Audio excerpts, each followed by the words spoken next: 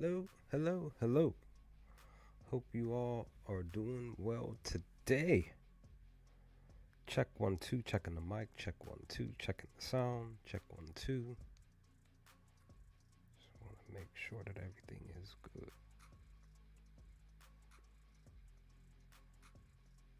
Hello, hello, hello. Okay, we are good. We're back, guys. Back with another live stream today as we are going to discuss, share, and converse with our thoughts on Andor season 2, episodes 7 through 9. Hope you all are doing well, you and your family, friends, neighbors, pets, what everything. I hope you all have had a really good second week of May. We are literally getting ready to walk into the middle of the month, and with that, we're getting ready to walk into the final 3 episodes of Andor season 2, episodes 10 through 12, which I can't wait for, but at the same time I'm still sad that it's officially going to be over, where I personally believe that we probably could have had roughly maybe six weeks roughly of content that we could have really talked about each week with one episode a week. But it's okay. This has been a journey in itself. But with that, I just got done finished rewatching all 3 episodes before the stream started, and I want to dive into my thoughts. And as always, if you feel comfortable with sharing your thoughts in this stream or definitely in the other videos that I posted, feel free to do so as I see and read everybody's comments, whether they're very interesting or thought-provoking or random or whatever the case. I read them all. I just love, been really loving the engagement from you all on here on the channel. And as I've always said, will continue to say that Andor is going to be a mainstay here on the channel for however long that I can continue to talk about the show once the finale hits, and definitely more videos, could probably more than likely do more live streams to share our thoughts and discuss. But of course, the universe in itself, Star Wars in itself, is still something that is very, very fun to talk about in general. But yeah, let's get to it, guys. Let's dive into these episodes here as we prepare for our thoughts, feelings, and everything when it's pertaining to the show. Peter, hello, how are you? Hope you're doing well today. Thank you for stopping by and sharing your thoughts with myself and the rest of the channel today. Give me 1 second. I thought I was prepared here. I mean, technically, I kind of am. It's just, and that's the thing, guys. As I've always been more recently saying, like, I don't go by notes. I go by what everything is up here. Everything is literally organic from my own end. So I never write anything down. I never, I just feel like it's more organic to just simply just share my thoughts that way, feelings and everything. And of course, I can still mess up in the midst of not having a script, which some of you may notice sometimes when I do my recordings that I'm sharing my initial thoughts, stammering and stuttering and everything. But there are times where I do have to re-record, and even when I do re-record, I still mess up. But Peter, you said like season 1, this show deserves so many more eyes. What a gripping piece of work. Yeah, indeed. I concur. Personally, I really do concur. In the midst of how low the viewership has been on Andor, I personally do believe that there are newer fans that have decided to pop into the show anyway. And just check it out and watch it and enjoy, what they enjoy. So yeah. Let me, let me condense my camera here. I really don't want to block Dedra, but I'm gonna remove myself from the thing for a brief moment. But yeah, let's dive into. Let's get it started, because this stream's pretty much going to be over 2 hours long. Just because of my thoughts and feelings per each of the episodes and everything. But let's dive into it. Episode 7, titled Messenger. One of the things that I definitely want to mention that I thought was going to happen is real brief note, that I was guessing that was going to happen, and it didn't, but it's okay. Was that in episodes 1 and episode 4, both Dedra and Luthen said the word propaganda, and I was sort of kind of expecting the word propaganda to be brought up again in episode 7, but that did not happen, and that's totally fine. It's just something that literally happened in both of the opening episodes, per that wording. So it was just like I was sort of kind of like guessing that was going to be the case, but that didn't happen. But as we see here, the opening of episode 7 is pretty much Dedra patiently waiting for Partagas to pop up. And I believe that in both instances when she came in here to converse with with her boss, if I remember correctly, he basically stated both times, sorry for the wait. I know you've been patiently waiting for me to arrive, but here specifically, when he's conversing with Dedra, he's giving her the update on what's pretty much going to be coming up in episode 8. And that is the fact that Krennic is basically stating that they are moving forward with the original plan. And that is, pretty much getting ready and prepared to, and funny enough, interesting enough, is that in the midst of what's getting ready to happen pretty much the next day, right, that I want to bring up Will. What's going on, homie? Greatness, legend. Thank you for stopping by. I hope you're doing well, dude. You said excellent writing, excellent execution, excellent show all day. Yes, sir, all day. Let's jump back to episode 1. I believe it's episode 1. Let me double check here and make sure. So way back again, I believe this is episode 1. I'm trying to remember all of what occurred. But again, I could be wrong. Could be episode 3 or episode 2. That in the midst of what I'm about to say, remember, we're talking about what Partagas told Dedra here specifically, right? But I'm jumping back real briefly. And that is when they were in the room here in episode 1 discussing all of this stuff. The one thing to note is that the original plan is the plan that Dedra gave the idea to Krennic. That is the original plan. When they converse specifically here, she mentions to him, propaganda can only get you but so far. You need to cause the people to create the thing that is going to hurt them. This original plan is this moment here when she's discussing with Partagas, right? And with Krennic. And like I said, and this is why I say this is why I don't have notes, and why I just go off of the first thing that pops in my head. So so when Partagas back in episode 7 from this week, he mentions to her, he says that it doesn't look good in the midst of everything. What does he say? He says it's bad luck, Gorman.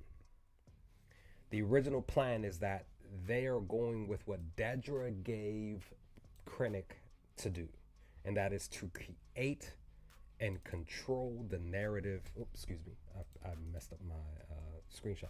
To create and control the narrative and everything that is getting ready to arrive 24 hours later.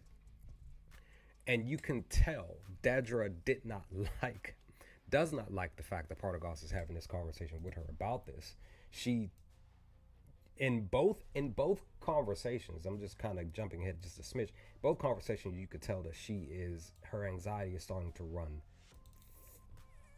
high, she here in this moment here, if you're really paying attention, when they give you the back of her in the room, and she looks like she wants to slam her hands down here specifically, but she steadies them. This is where it starts to trickle down, because she's been it's been a couple of years now, so now it's all coming to fruition that Gorman, which she didn't want in the first place, is something that basically technically she created.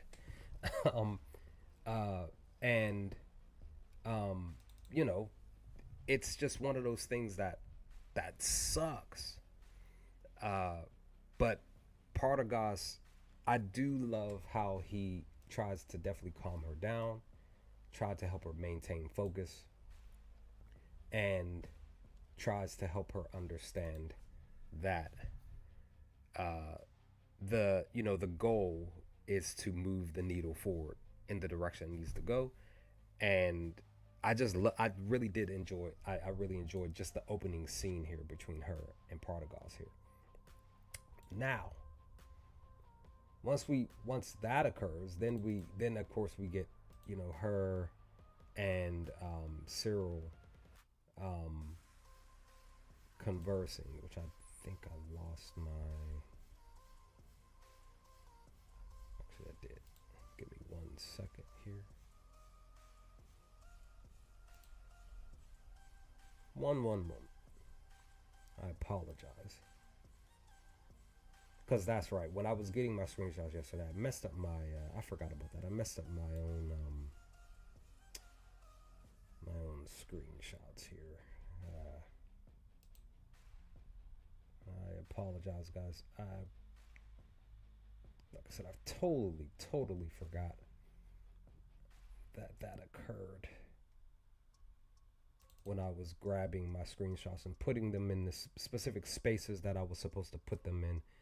Um, I messed up my stuff. That is my fault. And at that too, it was late in the night. I was tired and sleepy and everything, and I just you know what? I'm that is right. I'm getting ahead of myself. That is right. I apologize, guys. I jumped ahead because technically that wasn't the opening scene. This was the opening scene. Where are we? This is the opening scene. That's right. I apologize. That is my fault. Please forgive me. I jumped ahead. But per what I was per what I per what I was saying, per what I was talking about, that's still an initial point of the conversation between Dedra and Particle. But that wasn't the this is the opening scene right here. Um so give me one moment. Let's get this correctly. Let's do this correctly here.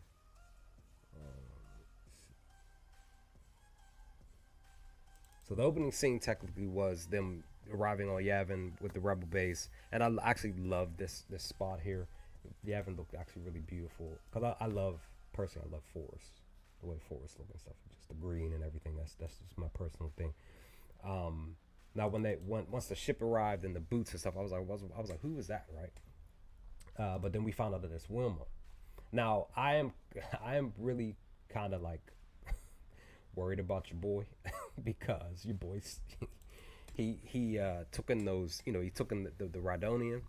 So I'm kind of curious and wondering how that is affecting his brain, his function, his body, and everything.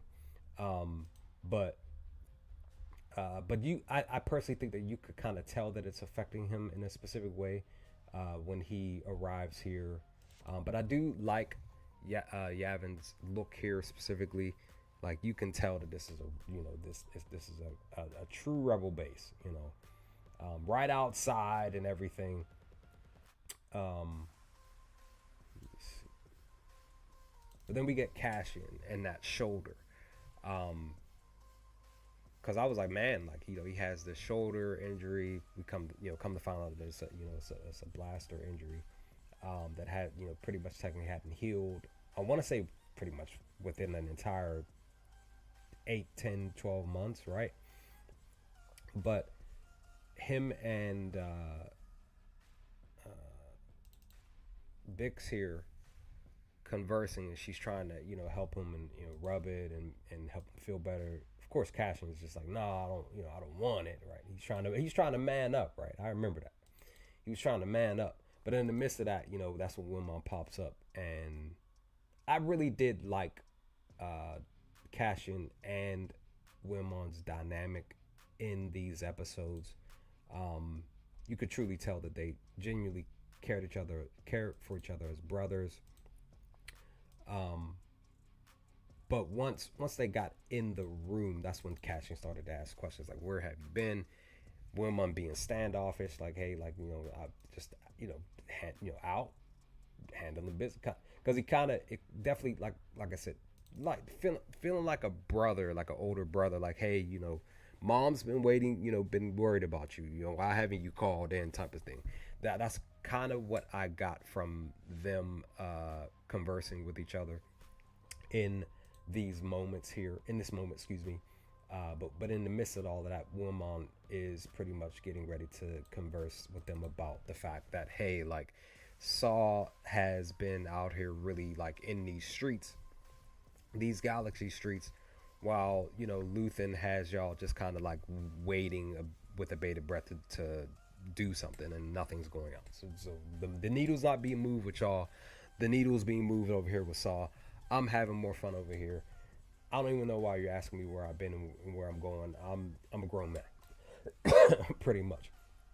But but again, my main concern is definitely Wilmon and those fumes. He's probably more than likely doing what Saw has been talking about doing, and that is inhaling more of it. That's what my guess is. But again, you couldn't really tell that much at all moving forward with the episodes.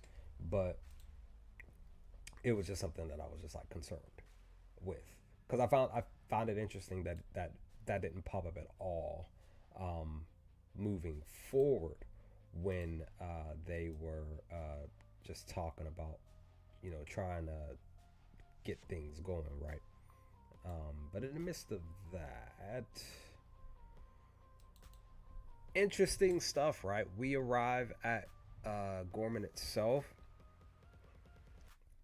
and they have broadcasting news.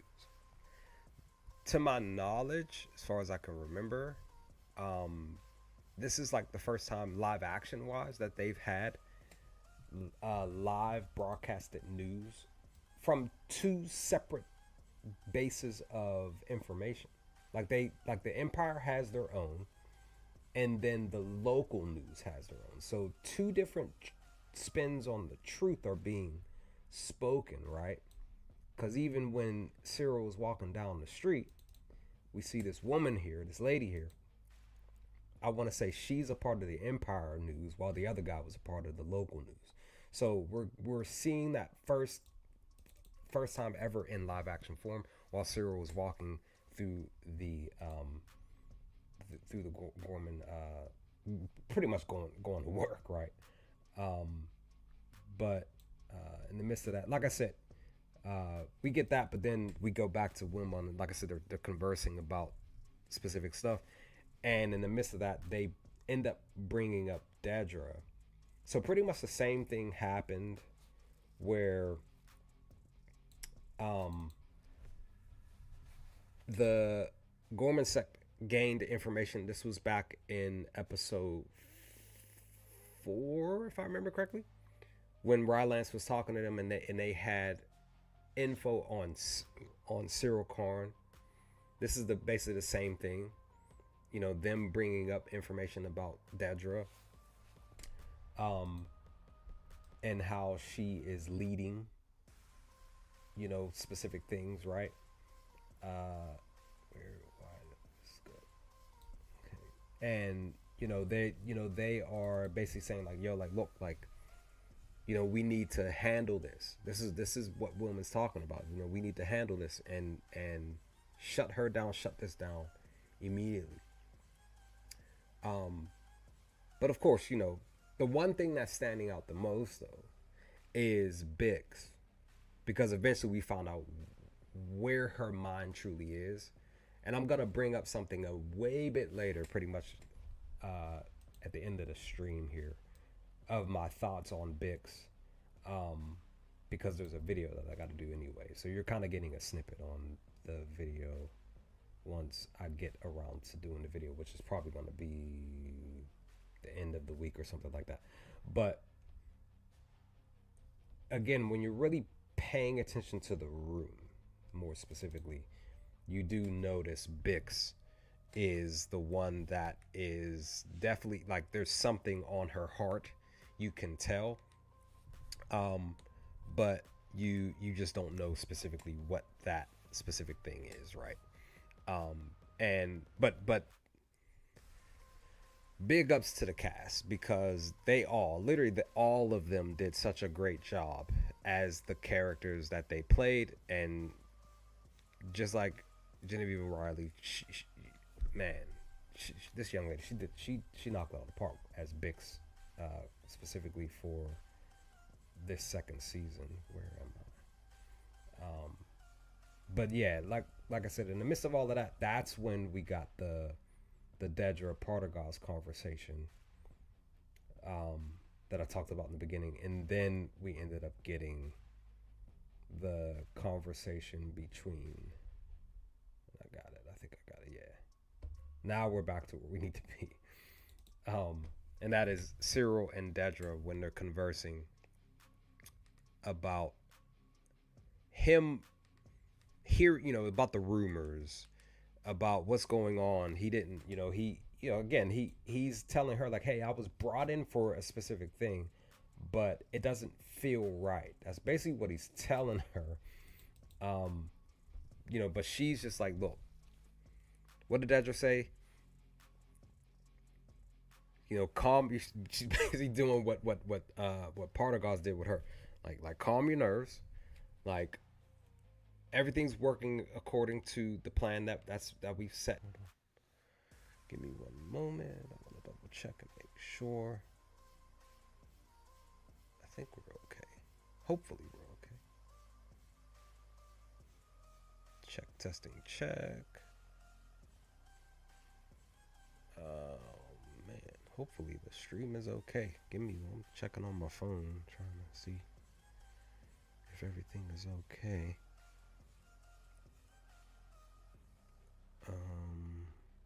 I guess we're okay. Check, testing, check.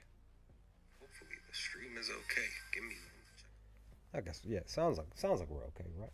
Actually, let me oops. Whoa. Give me 1 second. I'm gonna turn the thinking that the music was a little too loud. That's at least what it sounded like on my end. Okay. But yeah, like I was saying, she's trying to calm Cyril down and like saying, hey, the plan is going in the direction we specifically want it. But, again, he forced her to pull him to the side to really try to get him to understand her stance. And I love Denise Gall here where when she's conversing with Cyril, I like how she's just like, look, basically you need to be ready to leave, so go home, kind of pretty much pack a bag. Let's get ready to get out of here soon, but first some things still need to occur. And I forgot what question he asked her, but that's when she did the forced kiss. I felt like this was a forced kiss. It's one of those things that some people do that I've seen happen a lot of times, even in fiction, but in reality too. I've never done this specifically, but I see it all the time, where people force the kiss to divert the main thought away, because this is a diversion to for away from the main conversation. This is what some people do, and this is what Dedra decided to do. To throw his focus off and to pretty much just say like, look, do as you're told.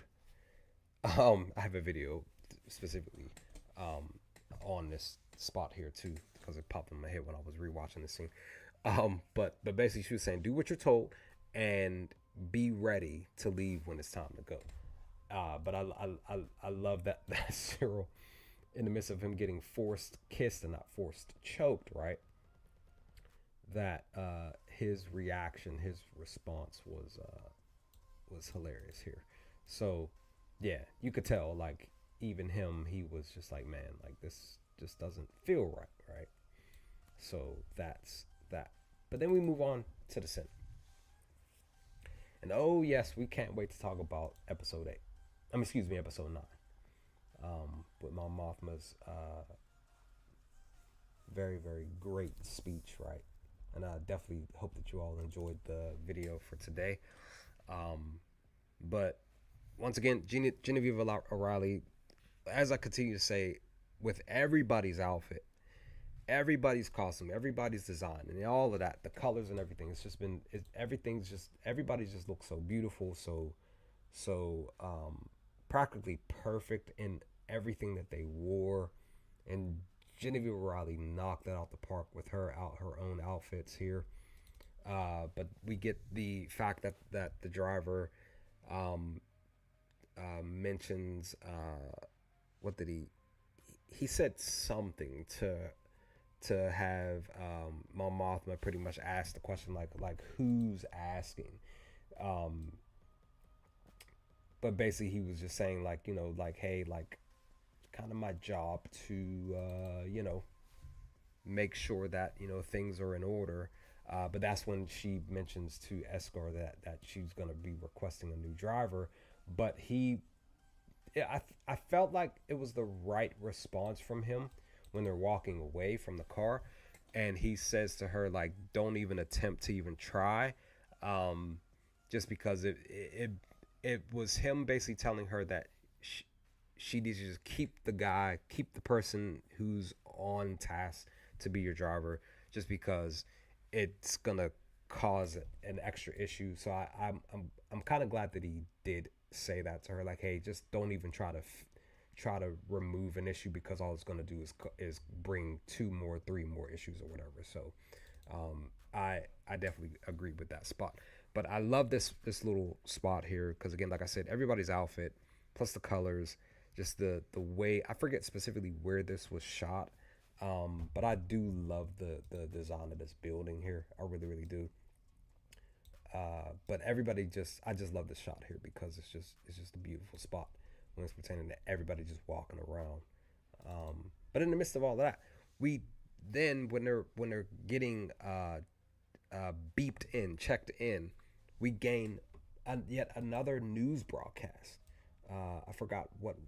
Well, it was a woman who was speaking, but they're talking about the current thing, and I was sitting back like, yo, like this is amazing because we're actually getting more news broadcasting stuff in Star Wars in live action form more than like, because again, this is brand new that from my knowledge, they haven't done before. So yeah, and the one thing, as I always note, the one thing that I've been loving about Andor season 2 is that there are a plethora of aliens showing up here, specifically in season 2, that I'm loving. And I will continue to say that Andor, in general, from season 1 to season even to these 9 episodes, it is Star Wars. And it just feels more like Star Wars even more because more aliens are being popped up. Then we get Senator Oren, and I loved his conversation with Dedra. Excuse me, Dedra, with Mon Mothma here, because it's more so of him warning her. That's what I felt like, especially when he's departing from her. He's definitely congratulating her for how she's approached everything, every hurdle, everything that's been thrown at her, during this conversation. I love this scene in this moment with Senator Orrin and Mon Mothma here. Um, the conversation was, again, this is preparing Mon Mothma for what's to come. I felt like this conversation was, uh, and I could tell that something was gonna happen specifically with him. I could tell, and eventually we do find that out. Eventually, right?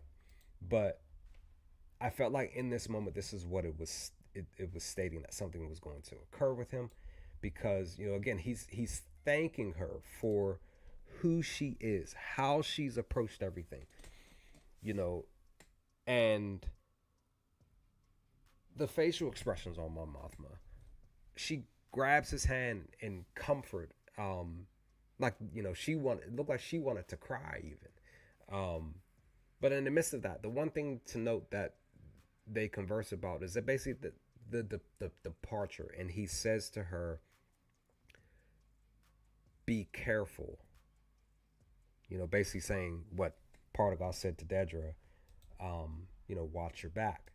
Um, and yeah, this is building into what Cassian says to Mon Mothma in episode 9. Uh, and I did read somebody's comment that I'm gonna be looking to bring up much later in the stream, but um, but yeah, I just love that conversation, and I love this little brief, very brief moment with Dedra. She's at home. Well, no, excuse me. She's still on Gorman, but she's looking outside. This is nighttime. Her eyes are glazing over the space and place of Gorman. I love this little shot here that she's standing here specifically, and then we get the actual streets of Gorman. You could tell something was coming, right? This is the quiet before the storm, right? In my opinion. But then we get the actual group. Um, a very intense conversation between the Gormans. Um, they are coming and attacking basically Rylance. They're blaming him for not being more vocal, because they're basically saying that we need to strike, and Rylance in this scene here, they're confirming to us, the audience, that nothing's been happening. Because he's the leader, he has been standoffish and everything. We have people stating certain things to him, and he's like, hey, like, basically saying like violence is not the answer. Says this isn't it. But you have the group, most of the group, coming after him about the fact that something needs to be done, because this isn't good. This isn't right. Even his daughter, even Enza, you know what I mean. So yeah, but in the midst of all of that, your boy, who pretty much joined the group, he yells out enough. And what does he say? He says, look at what they've done to us. Look at how they've poisoned us. I love this scene, and it's gonna be a video that I'm gonna do on this scene, but I'm sort of kind of discussing my thoughts on it. But I love this scene because he's the voice of reason in between everybody. I believe his name was Slinick, if I remember correctly. I have to go back, and because I was actually supposed to do the video on the original meeting of the Gorman people, when they were having basically the town hall meeting, and he was like one of the main speakers. Um, but I'm glad that he joined them. I did feel like it was a little bit random that because he randomly popped up and he random he kind of was the cause, pretty much the cause of Cinta's death outside of your boy. Technically it's dude's fault for bringing the gun. But in the midst of that, still, if he wasn't there, if Selenic wasn't there, then Cinta would still be alive. But I'm glad that he did join because he does realize that there's a bigger picture here. And I'm glad that he was in the room. So, um, yeah, but we will definitely talk about. I have a video coming up probably in the next couple of weeks as well, talking about the deaths and stuff like that. My thoughts on the deaths, but I'm just glad that he was around. Now,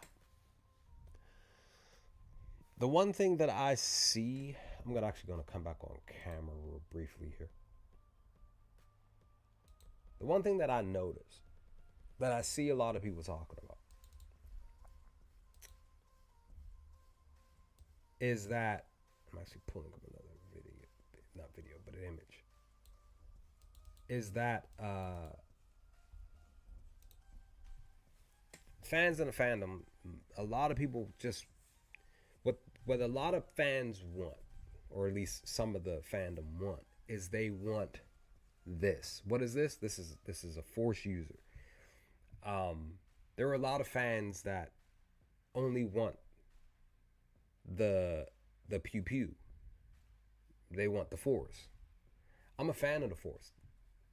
The Force is what drew me into Star Wars.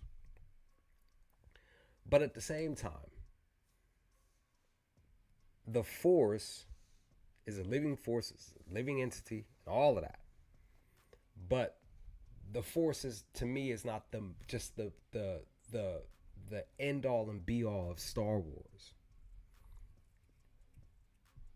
I have a video coming out probably in the next few weeks, sort of kind of talking about what I'm sharing, but without Cashin, Luthen, Mon Mothma, the rebels, the normal people, the regular everyday 9 to 5 folks of Tatooine, Luke, well not Luke, excuse me, Han, Chewie, the regular folk that don't have the Force. Without the rebellion, there is no story. There is no story without the rebellion.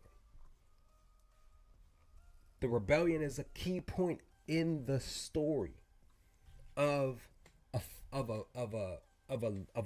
teenage boy from Tatooine. That's one of the key pieces of the puzzle. The Force surrounds and binds everything together, which includes these individuals that I love that are not Force users, which includes Grand Admiral Thrawn, who is not a Force user. There's the story is about Partagas too. It's about Dedra. It's even about this new cat, Captain Kaido, which I gotta do a video on him. Cyril Karn. The Force is still flowing and operating and functioning the way that it's going to go. So without the rebellion, there is no story, to be honest. So Mon Mothma, Senator Orrin, all of these characters that many people feel like don't matter, but they actually do. All of these folks, their story matters at the end of the day. That played a key role in getting us to A New Hope, which includes Rogue One, where the Force was sort of kind of prevalent, right? With a character. So with this lady popping up, using the Force to heal people. She's not a Jedi. She's just a Force user. Um, I wasn't sitting back like, oh, now they decide to bring a Force user into the show. I was like, oh, great, there's a Force user. Nice. She's using Force healing. Nice. Okay. Cool. Uh, but in the midst of this, that's when we get Cash in. He catches on to Bix because she's like, hey, let's go outside. That's pretty much what this scene is about. And Cash in being upset that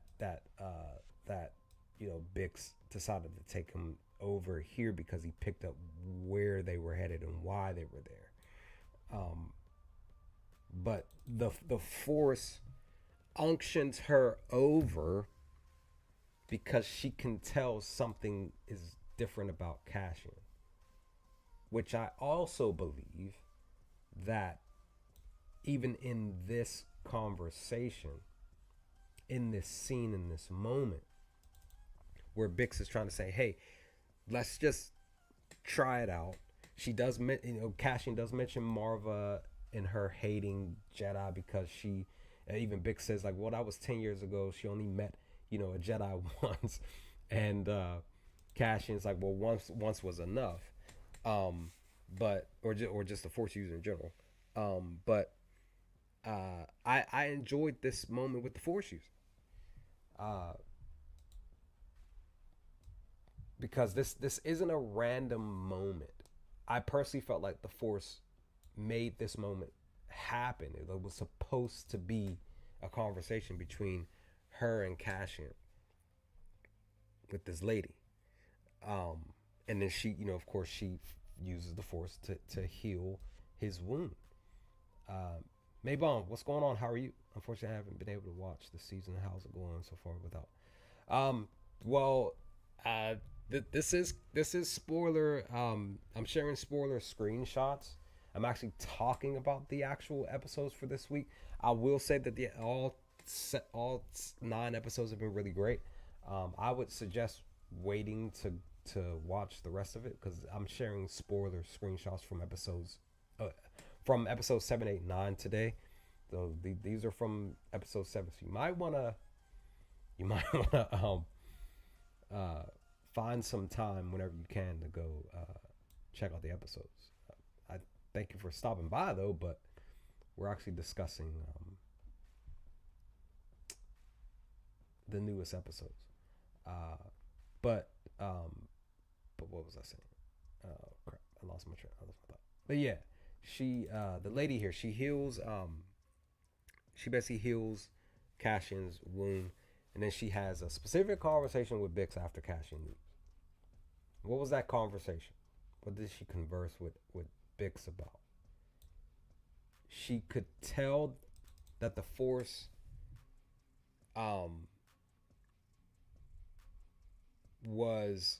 there was something about Cassian, about like the Force was telling her that there was something about Cassian. And she did say like, hey, there's some place he has to be. Maybe that place is with you. Now when she said that, it made me ponder, kind of question and wonder, why did that woman say maybe that place that he belongs is with you? Because what we end up getting in episode 9 is what we get at the end. I personally think like what she said to her was something that definitely needed to be said. But I feel like it was like a seasonal situation. Like we know that people are you may have heard the term of, hey, there are people that are supposed to be I'm coming back on camera real briefly. But you may have heard the saying of, hey, there are people that are going to be in your life for a season. There's certain things that are going to be happening in your life for a season, which means it's not going to last long. Conversation, relationship, a job, a career, a place you live, whatever the case. Certain things in your life happen for for moments, but not long. And I personally felt like when she said that, like maybe Cassian, maybe he's supposed to be that place, that moment is supposed to be with you. I felt like this was, hey, maybe he's supposed to be with you for a season. This might be the season right here in this moment, but that may be it. I personally felt like this was the starting point for I'm coming back off camera for Bix for what was going on in her mind. But again, like I said, I personally have something else that I want to share about this moment and moving forward, but we'll talk about it pretty much in episode 9. But I just wanted to share that my thoughts on this conversation with the Force user. But then we get interesting scene between Cyril and oh crap, I missed mine. And Enza. Because he was like, yeah, I was really looking forward to, I was really hoping to see you. But Enza was upset. She doesn't specify why, but I feel like Cyril was trying to like in the moment of this conversation, I kind of personally felt like oh, like maybe he had feelings for Enza in the midst of him, him being in a relationship with Dedra. Because again, this is a year later, so stuff has happened, conversations and whatever else has happened that we aren't privy to because we're only getting the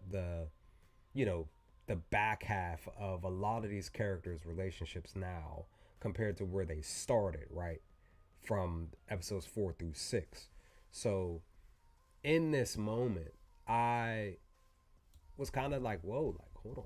Like you were looking for her, you wanted to see her, but she slapped Cyril and then she walks away. So in this moment, my initial thought was, oh, like, maybe there was a little bit of a something between Cyril and Enza. Maybe it didn't go further than what they originally established. But the slap heard by nobody but us, the viewers, was an interesting spot. So I don't really know. I can't really pinpoint really why she was fully upset with Cyril and why she walked away after slapping him. Let me see. So that was that. And then what's this? Oh yeah, okay. So this is when Bix and Cassian are conversing a bit more because she came back. Hold on. I'm losing my spot here. I like the little candle, not the candle. I like the little nighttime spot here. It's like just a little hut that they have. This is something that I would have in the middle of the forest. Like I really want to have a home out in the middle of nowhere where nobody can find me. To be honest, that's really, maybe one day I can have that, but kind of want to be off grid for real. Did I lose my space? No, here we go. Okay. So they're conversing. Actually, give me a moment here. Give me one moment. Because I done had a brain fart here. I apologize. Definitely hope those who keep popping in are enjoying my thoughts. Having a brain fart on this this scene.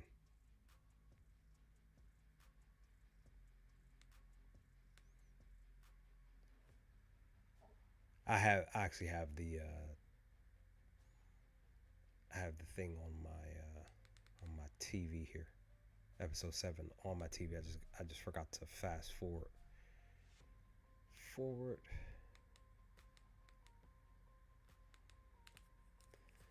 Give me a moment.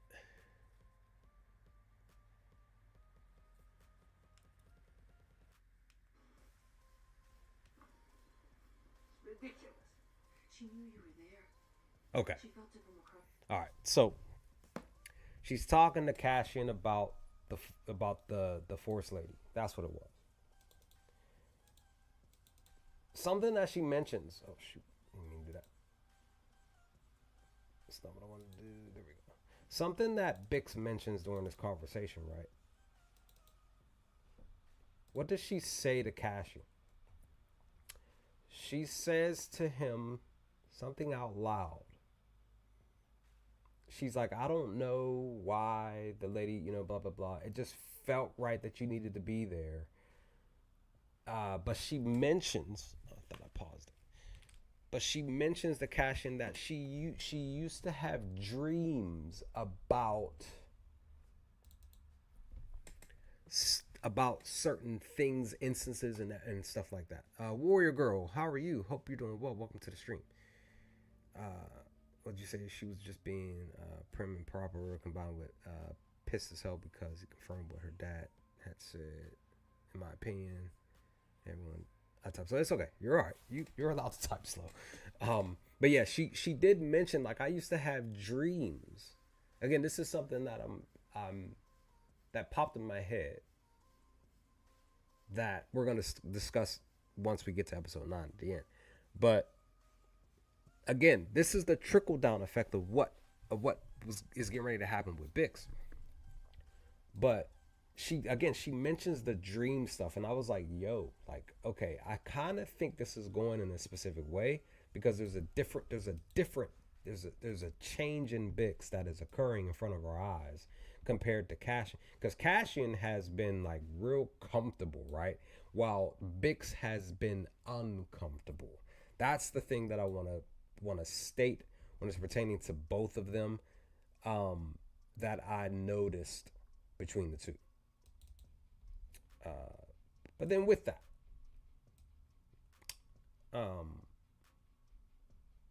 we end up getting. Is this the moment? Yes, it is a moment. We end up getting a Rogue One veteran.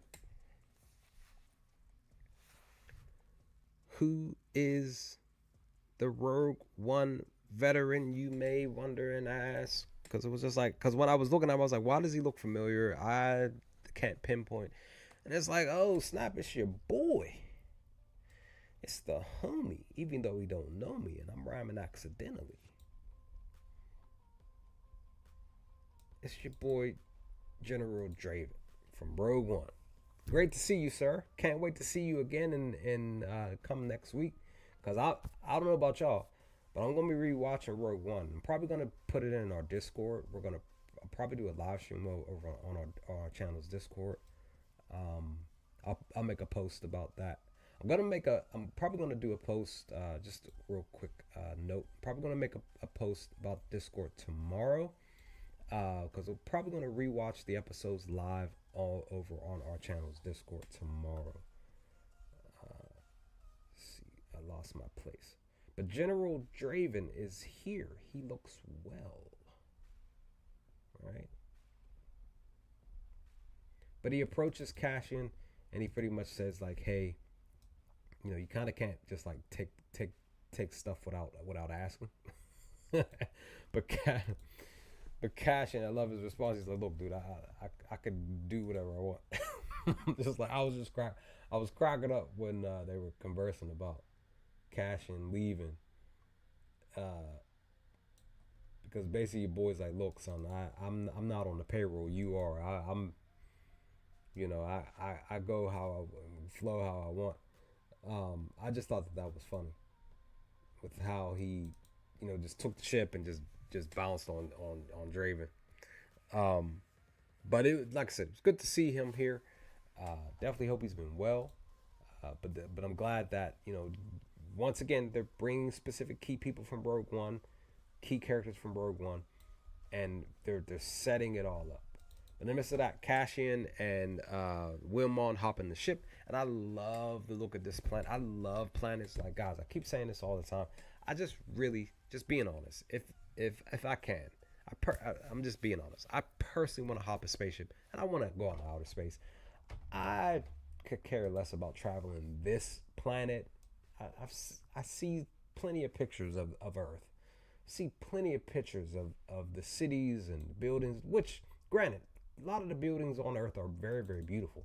But I want to see Mars, Pluto, Jupiter, the galaxy, and even past that. I want to see other galaxies. That's what I want to see because I'm a Star Wars fan and a Trekkie, by the way. I love Star Trek as well. And I want to see planets, not just mountains. And I love mountains, not just forests. I love forests. Um, I enjoy people, but I want to get off this rock that we live on. I want to go to outer space. Just being honest. But um, enough of my rambling about what I want. We have Cashin and Wilmon heading out, but then we get these several gentlemen here. Why are we seeing these folks here? Here's why. As what's his face from I forgot the wrestling YouTube channel used to say. I stopped watching the YouTube channel a long time ago. But we get these folks arriving. They are pretty much setting up camp to prepare for what's to come. Right? But you could tell, like when I first seen them, I was like, these guys are kind of young. No. But then that's when Captain Kato came into fold for the first time, and I was like, who's this dude? Wondering, curious, like, what in the world? Well, sorry, not the first time, but the second time. It's just like, who's this guy? Who's this dude? Like, what is his motivation, right? But he does say like, hey, like I need you to get these dudes in order, in check. And dude's response was like, well, I mean, I'll try to get them in the tip top shape, sir, but blah blah blah. But your boy's like, look, I don't care what you think, thought, or X, Y, and Z or what. Do as you're told. Let's get this done, get the start, and get it over with. Because, yeah, I don't need no back talk from you. I actually loved Kato's response here. It was just cracking me up with the way that he just approached your boy. It was like, look, homie, you don't act like lackadaisical. Like, get it together, get it straight. Let's make the magic happen, son. And let's move forward with what we're trying to do here. So yeah,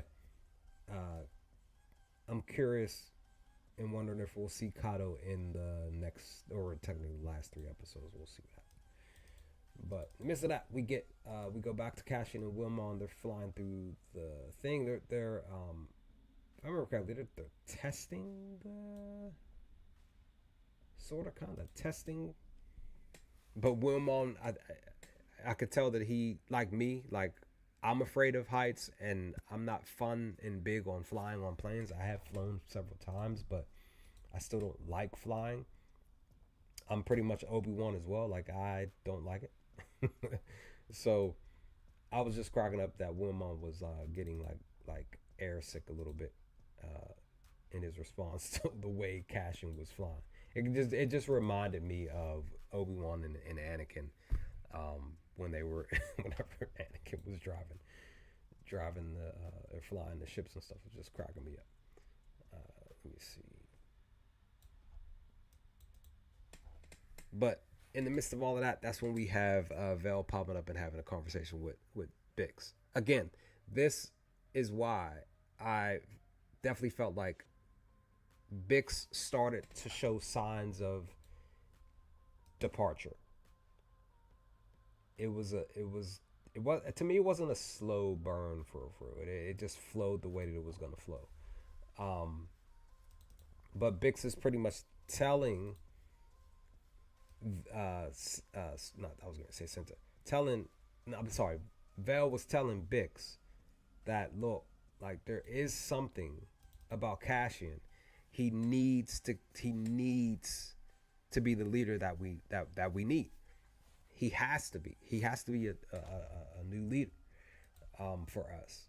You know, you have to talk to him about it. You have to convince him, basically. That's what Vel was basically saying to her. Like, you have to convince him that he needs to stop doing whatever it is that he enjoys doing on his own, and just being out there on his own and stuff, and just join the crew. This is we need him, because even in last week's episodes, um, uh, Luthen had, per the scene on the ship, when Cash in response, what was the response? Like, I'm thinking like a soldier, and Luthen said, I need you to think like a leader. Uh, I think I've seen a couple people say, like, in other videos and comments of saying, like, yeah, like Luthen sounded like he was trying to pass the torch, and that's what I felt like is what we were gearing up to. But then we get the night spot. I think this is when Cassian and Wilmon arrive on Gorman here. Yeah, yeah. So they are here. They're conversing. Um, getting ready to go into the various spots and places that they need to be. But again, this is just them being, brothers. Like, hey, like I love you, you love me. We're getting ready to go handle business. Ferrex, Stone, and Scott. I love, and that's the thing. They only said it to each other, if I remember, twice. It was here. This was the first time. Where did I go? I'm losing my spot. Yeah, they say it here specifically because Wilmon's the one that says Ferrex. Cassian's the one that says Stone and Sky. I love their dynamic. Like, I really, really just love their dynamic, like, a lot. I wish I could click quicker. Like, I wish that stuff would just flow better. But then we get their own version of Starbies. That's literally what. But it's a bar. But I don't know why I was thinking Starbucks when this popped up. But mainly, I really want to bring it up is because we have an alien here in this moment here. This was just cool to see an alien here specifically. But Cassian walks up to the front desk, and lo and behold, look who it is. It's your boy. It's the former bellboy who now has what did he do? He got a promotion. He's at the front desk now. He looks comfortable, actually, as a working front desker, right? But I'm glad that dude. To be honest, I'm glad that dude remembered him too, per the conversation. But he does mention that, the young lady does mention that she was going to double check because he wasn't popping up on their guest list, basically. But yeah, I'm glad that dude, like I said, remembered who he was, and just basically told him, like, hey, like, she's gonna, she's gonna check. You might want to be careful and whatever the case. But in the midst of that, he does say something specific to Cashin. What does he say? He says something on the lines of hope. He mentions hope, right? Can't remember specifically the line. That I'm missing my spot here. Actually,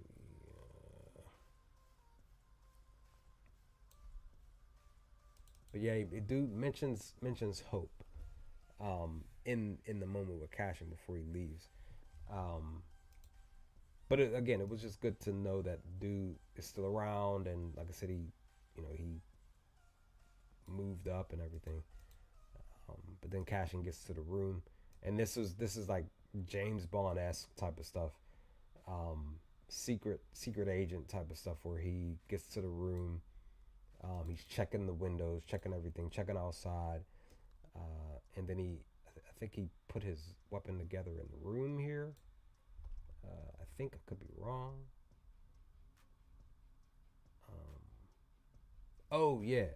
So once he got to the window and he heard some conversation, that's when he grabbed the what you call it to look outside, the little mirror to look outside. I like how this was a little nice little spot here, um, where he looked outside to see the troopers out up above him because he could hear them conversing. But this is the night before, guys. This is this is this is roughly 6 maybe 7 hours prior, because I'm guessing this is maybe 1 2 a.m. type of thing, before we get. And I love this shot. This was a beautiful shot here of Gorman here. Um, I love this shot here. Where are we? I'm not losing my spot. Yeah, that's right. It was the morning. It was the next morning. I enjoyed the spot where Cashin pulled the gun out and he was putting it together. Um, kind of felt like I said, like a spy-ish, James Bond-ish type of thing. Felt just like I just love this little moment here when he was putting his gun together. Of course, you gotta check through the scope, making sure you can be able to see through the scope and everything. Got to, right? Let's see. Where are we? Yep, we're getting ready. It's the morning time, basically. It's not even afternoon. It's the morning time. It's about to pick up, and it's about to pick up fast. And they're setting up shop for real now. Right next to the monument and everything. It's about to go down. Wilmon converses with Cassian about what's really about to pick up, and they're pretty much getting ready too, right? As they're getting their weaponry together and everything. Let's see, where am I? Okay, there's that. That's when we get Dedra and Partagas conversing. Like I said, I love Partagas' response to her, because there's a video I got to talk about this too. But he's trying to calm Dedra down twice, not just once, but twice. He's like, I can sense some extra anxiety coming from you, extra whatever the case. And she has to like really, really calm her nerves. Because again, Dedra's ready to go. She's like, I want to get my baby, me and him, out of here and heading to Coruscant, back to our bed, back home. But in the midst of all of that, we get the crew. They're getting ready because it's time. It's basically go time. But in the midst of that, Dedra, if I remember correctly, I think this was the moment where she says that you do realize that the Gorman people are going to be coming ready with weaponry and stuff, and he was like, we're counting on it. It may have been in the first initial, if I remember correctly, it may have been the first initial conversation. But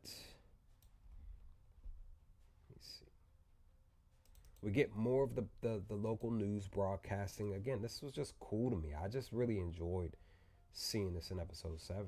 Like, man, like they really just had, local news. And we have Edie. She's watching the news. She has her cup of joe or cup of tea. I love her. Actually, I love her outfit too. By the way, nice little. The color works for her. Where are we? I lost my train of thought. But yeah, she's watching the news, drinking her tea or her brew. More than likely thinking about Cyril because she knows that he's over there. But the one thing to note is that when we're looking at Edie, she had her spotter sitting there, and Cyril, when we swap to him, he's like fiddling with his. I like the little moment here. it would have probably been a little bit more interesting that she touched it, that his mother touched hers, but it was just something that stood out to me. Like, oh, like there goes her spider, and then bam, Cyril's touching his, right? So yeah, it was just a little spot that I thought was interesting here. Where did we go? Okay, but then that's when Cyril the the guy come here saying like, hey, like stuff's on edge. Basically we need you to come from your space to go to basically head to the office. Um, and he's like, Dag, now I gotta go. I go, okay, because I guess may he may have possibly just gotten off. Well, I don't know, but he got the call like, yo, you gotta head back to the office. I'm definitely gonna be doing a video on the We Are Gorman, the galaxies watching, um, but the guy here with the coat, he stood out in the celebration trailer. He actually did show up in the actual trailer that they revealed to the public. Um, he was a key component in the build up into gathering the people. It was just something that stood out to me when watching episode 7 here. Once he gathered the folks and saying, hey, come on, we're taking back uh, the what you call it. Let's see.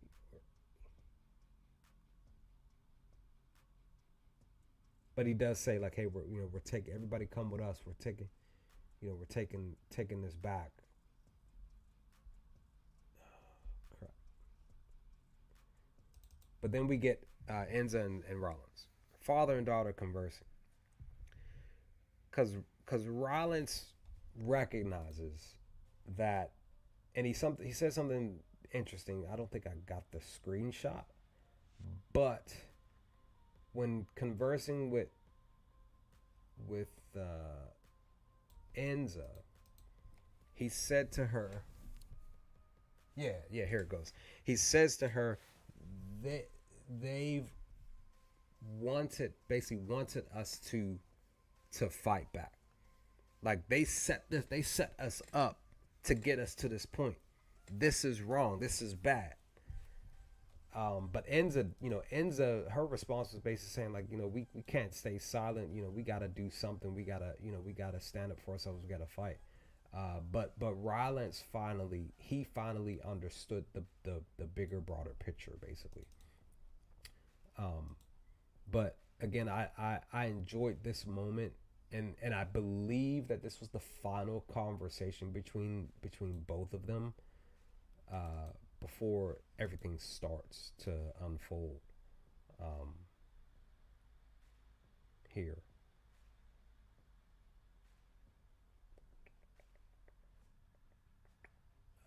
Let's see. Actually, you know what? I think I may have. I think I did. That's I did. I apologize, guys. Like I said, I messed up my screenshots, placing them in the specific spots that I was supposed to go. So I think I may have skipped to episode 8 on accident, maybe. Let me see.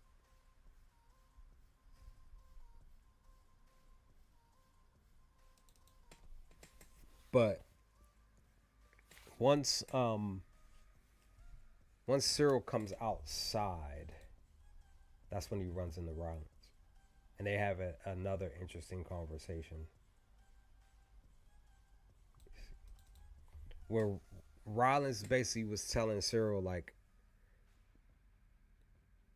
how could you? What did he say? How could you walk our streets, be out here?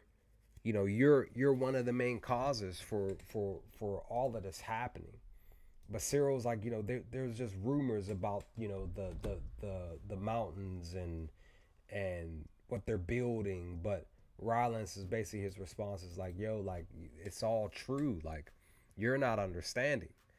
Um, this is the beginning of the end for my people. And again, he was telling them like, you're the cause of it all.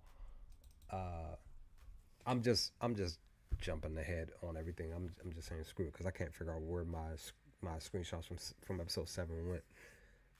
Because like I said, when I put my screenshots together, I was like tired and I thought I had gotten all my screenshots and placed them where they needed to go, and I didn't realize that I messed it up until it was too late. So let me see. But that conversation, once Cyril walks away, I believe this is when he know, because again, per what Ryland said to him, it was just like stuff really clicked because he couldn't figure out what was going on when he conversed with Dadra. But I believe in this moment, this was the conversation that caused a light bulb to click. Like, yo, I need to go have a conversation with my girl because I've been trying to figure out what's really been going on. And Ryland said something to me that a light bulb just went off in my head. I need to go have a conversation. But then we switched to Captain Kaido, and Dedra says to him, everything looked good to you, and his response to her was, what would look, I think if I remember correctly, what would look good to me is a plane ride out of here. Because he realizes that everything is set and is getting ready to be almost done and set in place, and then I can get ready to head on out of here. He was just there to make sure that everything was put in place. He did his job, and it's time for me to go, son. Like, I'm out. That's pretty much was, to me, to me that was his pretty much his response. But in the midst of that, when he's talking to her, he does say this one line that was hilarious, but very, at least a little bit of thought provoking. And what did he say to her? He said, let's not confuse the chain of command.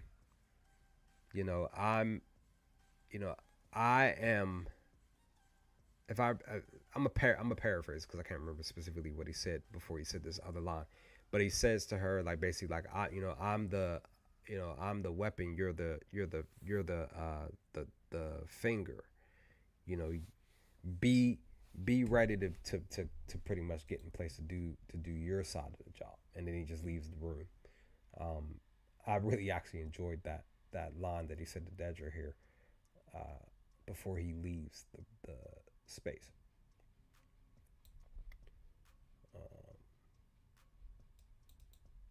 And we get the very brief conversation with Cassian and the bellboy cat. Well, no, not bellboy cat anymore, but he basically did tell him, like, kind of, basically be careful. This was just a quick spot. I think he said something else though. Let's see, where am I here? Okay, because we're getting ready to come up on a controversial spot soon.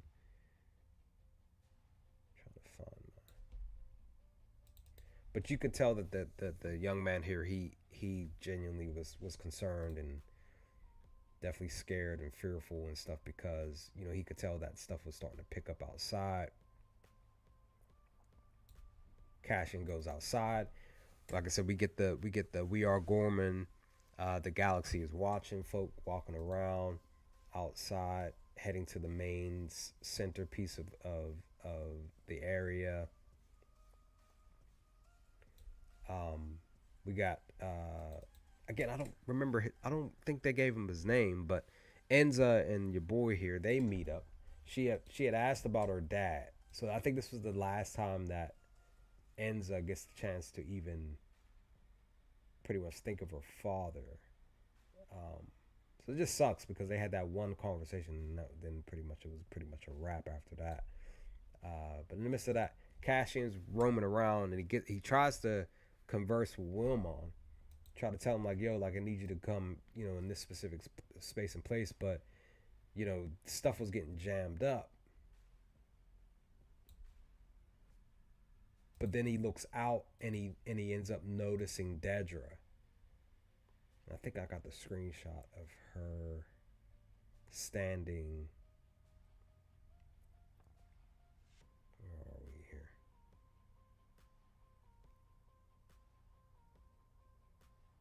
Yeah. he sees Dedra out in the open, and then that's when he grabs his mini scope to look in her direction.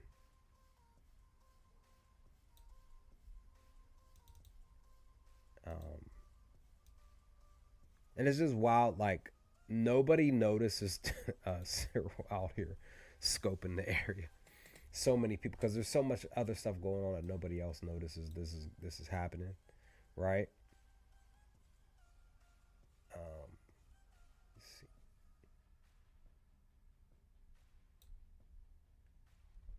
Yeah, we got the people. Like I said, the news, local news cat. He's up there in the front line, putting his life on the line, right? Excuse me. Cyril arrives. Dude tries to tell him to calm down. We just got to make sure everybody's safe. Blah blah blah. He's like, man, I'm just trying to get in the building. You know, I gotta go. I gotta go talk to my baby. Uh, I forgot what Kaido said to do. He said something specific to him. I forgot what he said. I apologize. I forgot what dude said to him. But I definitely love because I got to do a video on this moment again. Slinnet, I think that's his name, Slinnet. This moment here, when Gorman's getting ready to pop off in roughly about like 4 or 5 minutes, when everybody's yelling out, "We are Gorman," the galaxy is watching, and then like he stands out there in the middle, and then he changes the tone.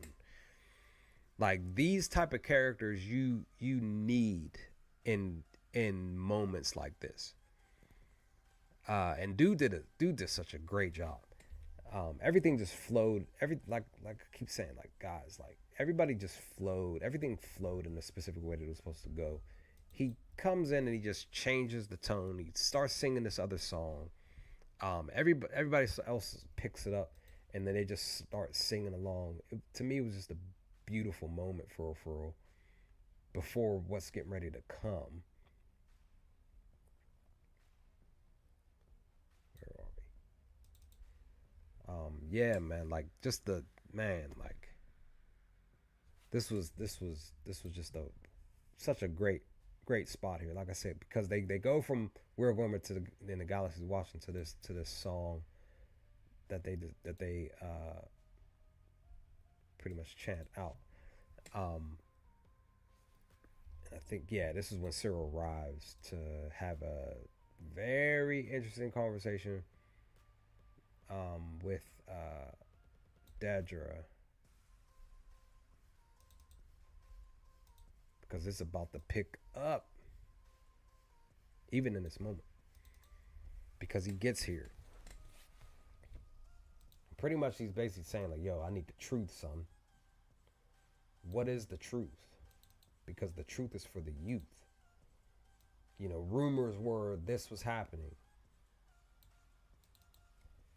You told me that I was supposed to come here and do this specific thing, but this is what it really is, as far as what I'm hearing." But then she confirms it. But before she confirms it, right? Um, another again, once again, another controversial moment is Cyril gripping her up. Um, definitely, I definitely didn't see this happening. Uh, this is a moment that I personally don't believe. It was just a moment that Cyril had. I don't, me personally, I'm like, I don't think he would be like, oh, like, yo, like, because I do believe that they both genuinely cared about each other. Like, Dedra genuinely cared about him. She wanted them to get off planet, off world, but at the same time, she does mention to him like, hey, like you didn't mind the promotions. um, but then it was just her facial expression after that when she recognized that Cyril wasn't with it. And I wish I had gotten a screenshot for that. I wish I had recorded that moment too, because then that would have been a great little video spot that I could have shared with you all here. But this conversation and what they're, when they're discussing this, um, Dedra was like I said, desperate. Even in my video, desperate to leave. Cyril is like, yo, like I'm just trying to get this job, but I don't know what's really going on. And he felt betrayed. He definitely felt betrayed, and rightfully so. I don't agree that he should have like grabbed her up like that, but in the moment, we consider and act like we wouldn't respond in a specific way, but we don't know how we would respond in any type of way, any type of issue, any type of situation. Your hope is that you don't respond the way Cyril did, but human beings react in the way that they react. That's what happens, whether we agree with it or not.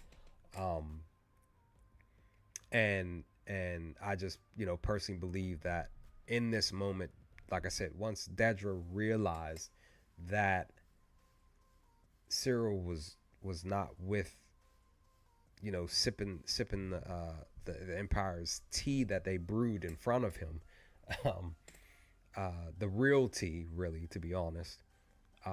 He just was just like, he just looked at her. He just said, good luck, Dedra, and then he just leaves.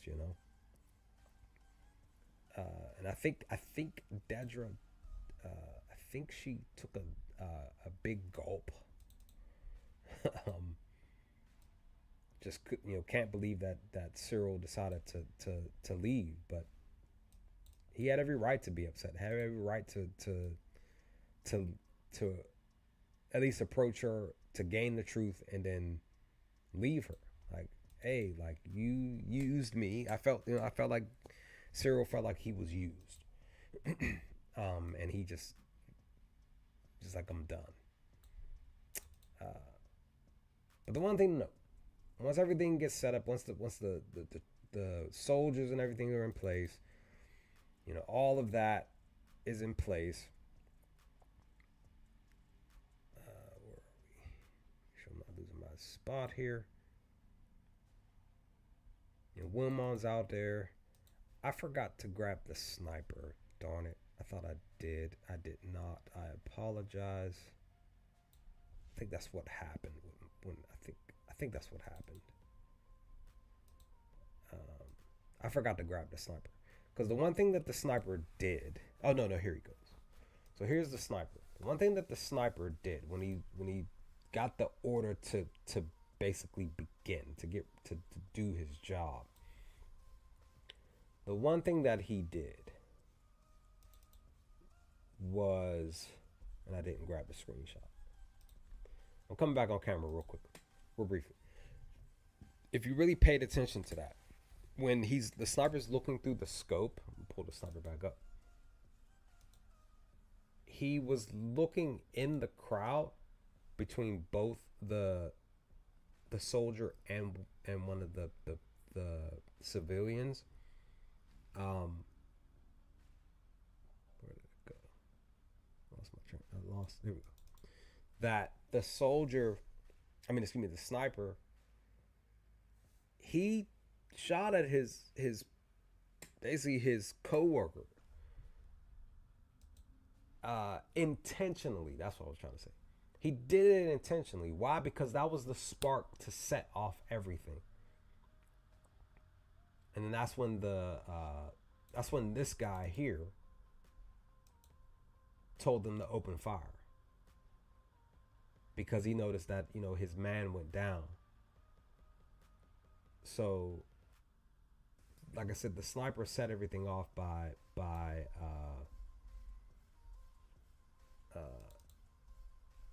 setting everything in motion by shooting his coworker. So I just want to point that out if you really weren't paying attention. Here's the dude from the trailer that he even yells out in the Gorman language. He yells out bastard. He says the word bastard. Yells it out when stuff is going down. said, it's going down, son. Like the Gorman massacre goes down, picking up and going down, son. You got people running around. You probably more than likely people getting run over. Ran over by other people because they're trying to get out the way and stuff like that. Let's see. Oh man, I just came across something else. Um,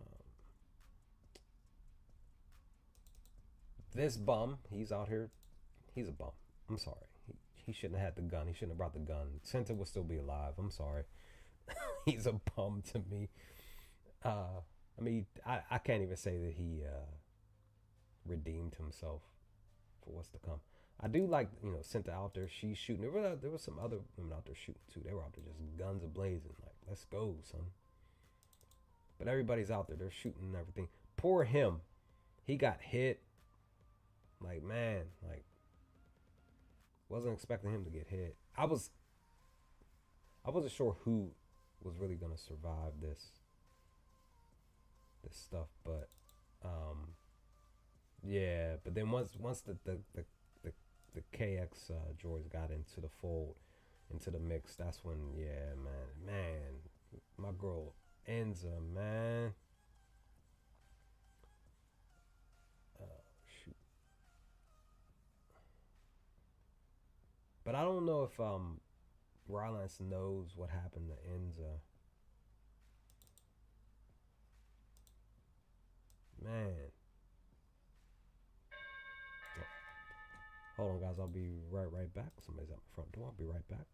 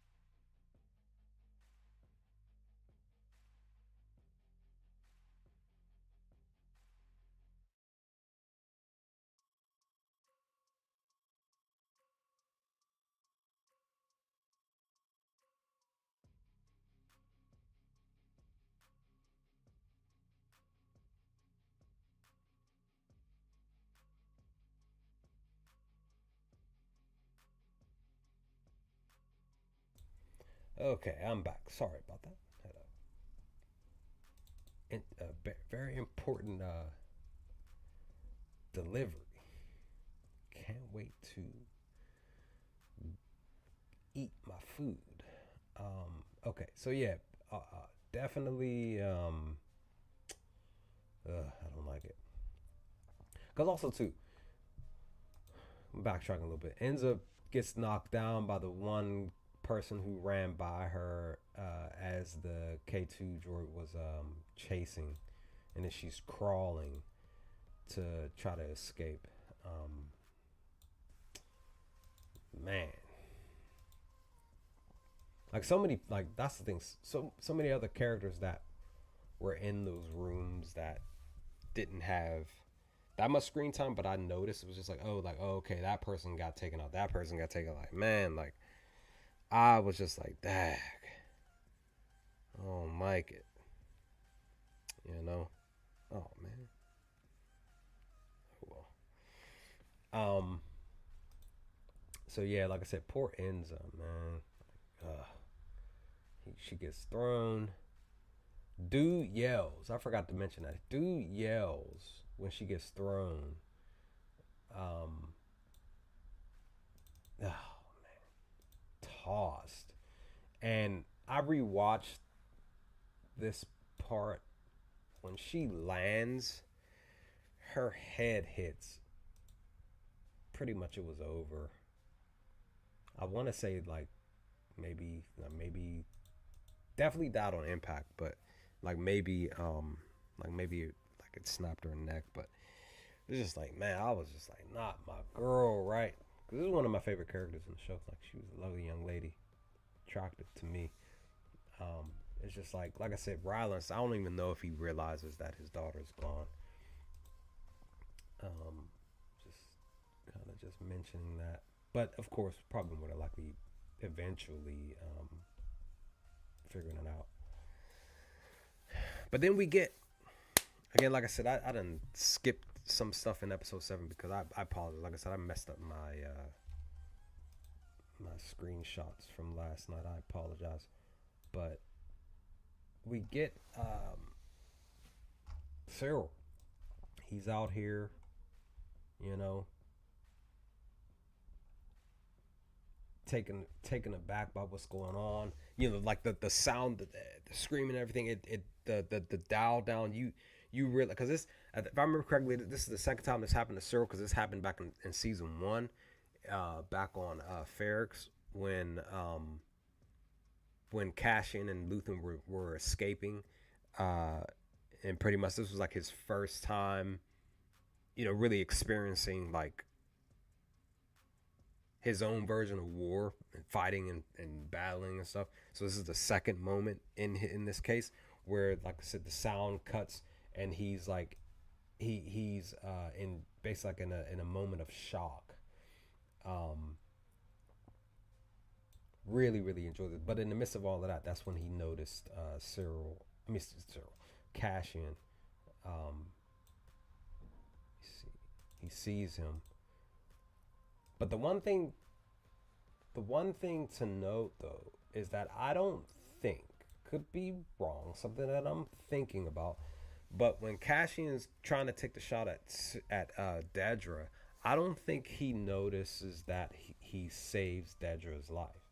I think in his own moment of rage, full force rage, and he comes and he tackles Cassian into the building here. That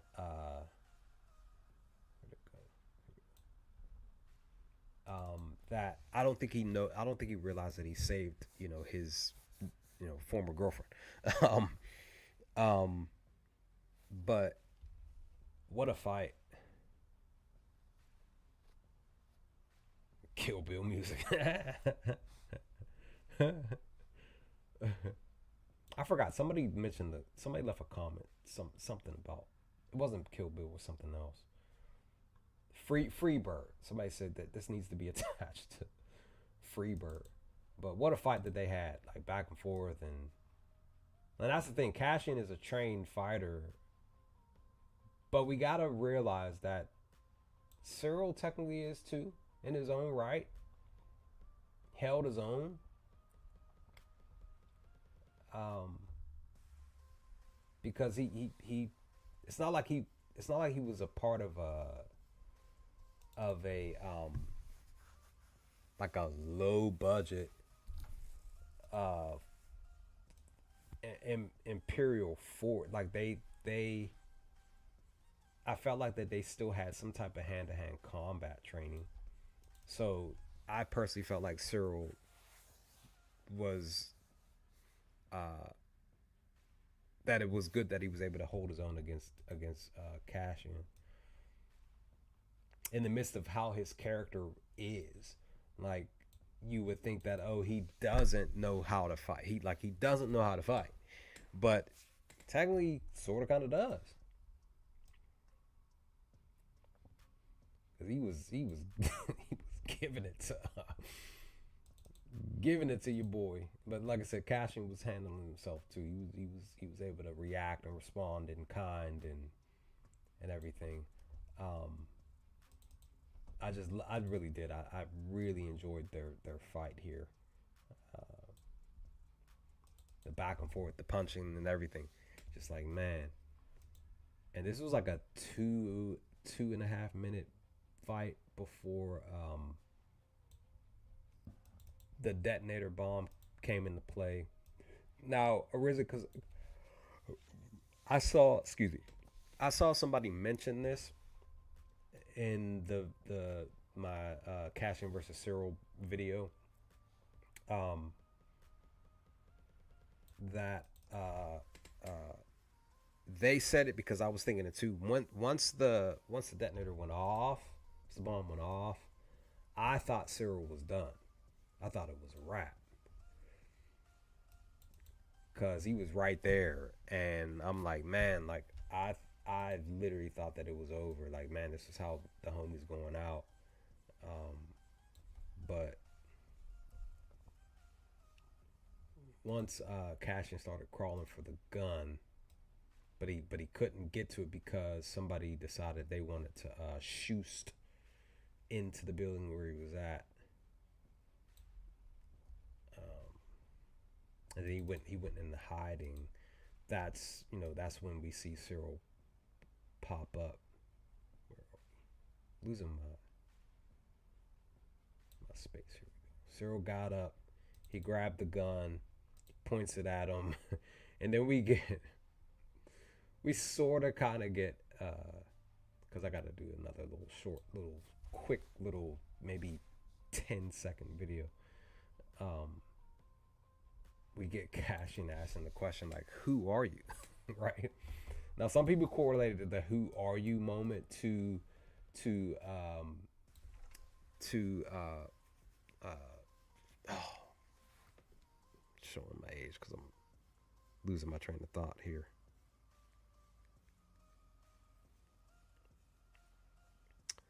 To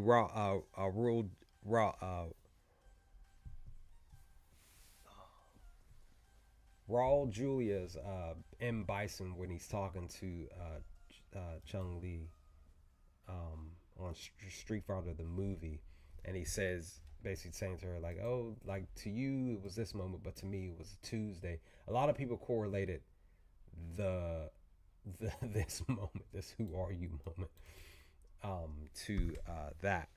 Um, well, you said Cyril start off like movie Broly, but in it, in it, but the end he went out like saying Saga Vegeta. Wow. I was able to do just like with Pluty from last week's episodes. I was able to just get this spot here when Rylance takes the shot. Um, but also too in this moment though, um, I I do I think I did mention, yeah, I did mention this in the video per the fight. I personally felt like Cyril in this moment kind of, because he had a look on his face because he lowered the gun, and I personally felt like he uh, may have just possibly realized like this isn't what I wanted. Like I thought that I wanted this. Like I wanted to fight you and take you out and get you into custody, and then I have this gun in my hand and I want to really take you out by shooting you. But I felt like in this moment he felt like he really didn't want that, and because it goes back to the correlating back to Dedra and the conversation he had with her. So I just felt like here in this moment he was just like, like I'm too tired. I don't want to fight anymore. Like I don't even want this type of thing. You know what I mean? But then, like I said, your boy takes him out, and it's a wrap, and your boy's done. It's just like see, I thought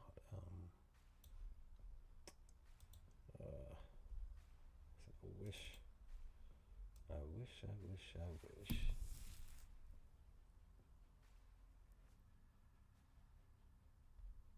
Give me a moment. I'm back on my regular thing because I thought I had. I could have sworn I had. Yeah, here we go. There we go. Got it. The homie's done. It's a wrap. Cashin gets up. He grabs his gun.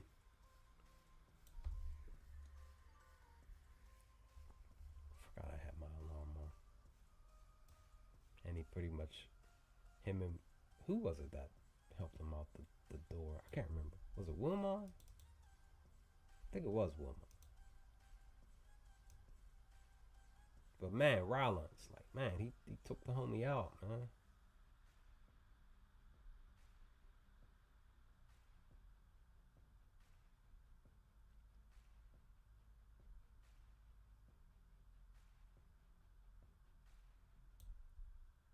And Dadra, she's looking out at all the carnage and stuff, right?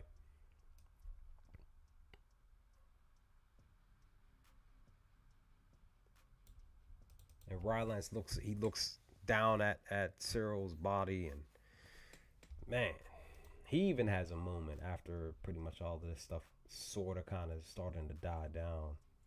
But that's a little bit later in the episode.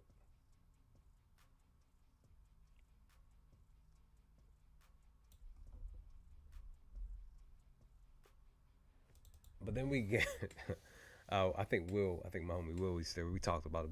This is my homie. We live in the same city, but we talked about it over the phone. Wilma's like, yo, like I can't leave. I can't go with you, Cashin. I gotta go back. I gotta go back to Drina.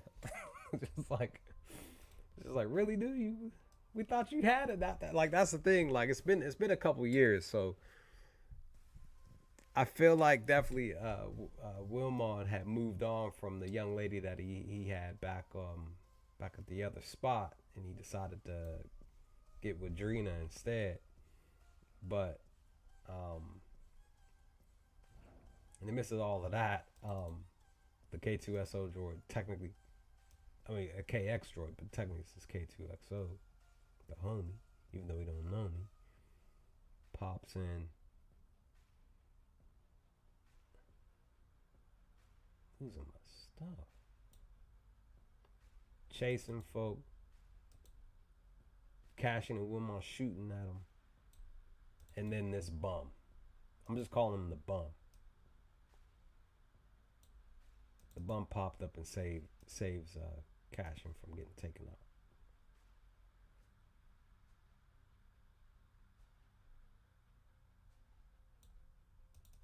Right. It's over, son. Save the day. But like I said, Wilmon's like, I gotta go back. I gotta go to my new boo. This is cracking up, son. But then that's when Cashin says, like, hey, like, hold on, like, one more moment. I need a favor. Grab the droid, put him in the back of the thing, driving off, and then we also get Drina doing the announcement over. I had somebody leave a comment asking me to upload that. I will be uploading that probably Sunday, because the video for tomorrow is going to be something different, but it's going to be done early in the morning. It's probably not going to go up on the channel because I live on the East Coast. It's probably not going to go up on the channel till like 9 or 10 o'clock a.m. And I'll probably end up doing the Drina video for Sunday. It's usually Sundays I don't upload. I try to. I feel like Sundays are like the rest day for me as well as a content creator. So, and even sometimes even weekends, some weekends in general, I just be like, I'm just gonna just chill and not do much, depending on whatever. But your boy ends up passing away in Slinik's arms here. That sucks. So he's gone. Plethora of other people. Enza, man, Cyril, just like, ugh. And then we get Cashin driving off. He has tears in his eyes and everything. Like I said, this moment here with Rylance, like I said, maybe he saw Enza's body out there. I don't know, but he was just like, he was done. He looked down and pushed the gun up a little bit away from him. He's done too. Like, man, this was just what a scene, man. A woman and simping. It was Juan Brazo's. Yo, son. But he got back. But yeah, Wilma got back to his new boo, and she's like, help me make this announcement. We got, like I said, we got Cassian with tears running in his eyes, and man. But with that, we got our girl. What a scene that I'm gonna be looking to do videos. I think I'm gonna do it for Monday. Um, our girl Dedra, man, like this moment here in episode 8, I tell y'all, choking up, can't breathe.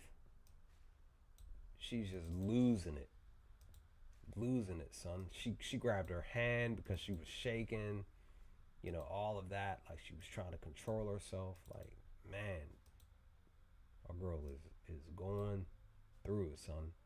And most definitely, they're making the final announcement about what everything was going on. And of course, Edie, poor Mom Dukes. I definitely have a video that I'm gonna be doing on her. Come, that might be going on Monday actually. Because I definitely wanted to talk about Mom Dukes. Because I'm kind of curious if she may possibly put blame on Dedra. And I'm kind of curious if they're gonna have maybe possible a funeral for or something for Cyril. I don't know, but yeah, just just sucks to be honest. Like that, poor mom, man. So that's pretty much 7 and 8. Like I said, I apologize. I mixed up all of my stuff. I thought I had everything in right standing, right? But those are episode 7 and 8. Episode 9,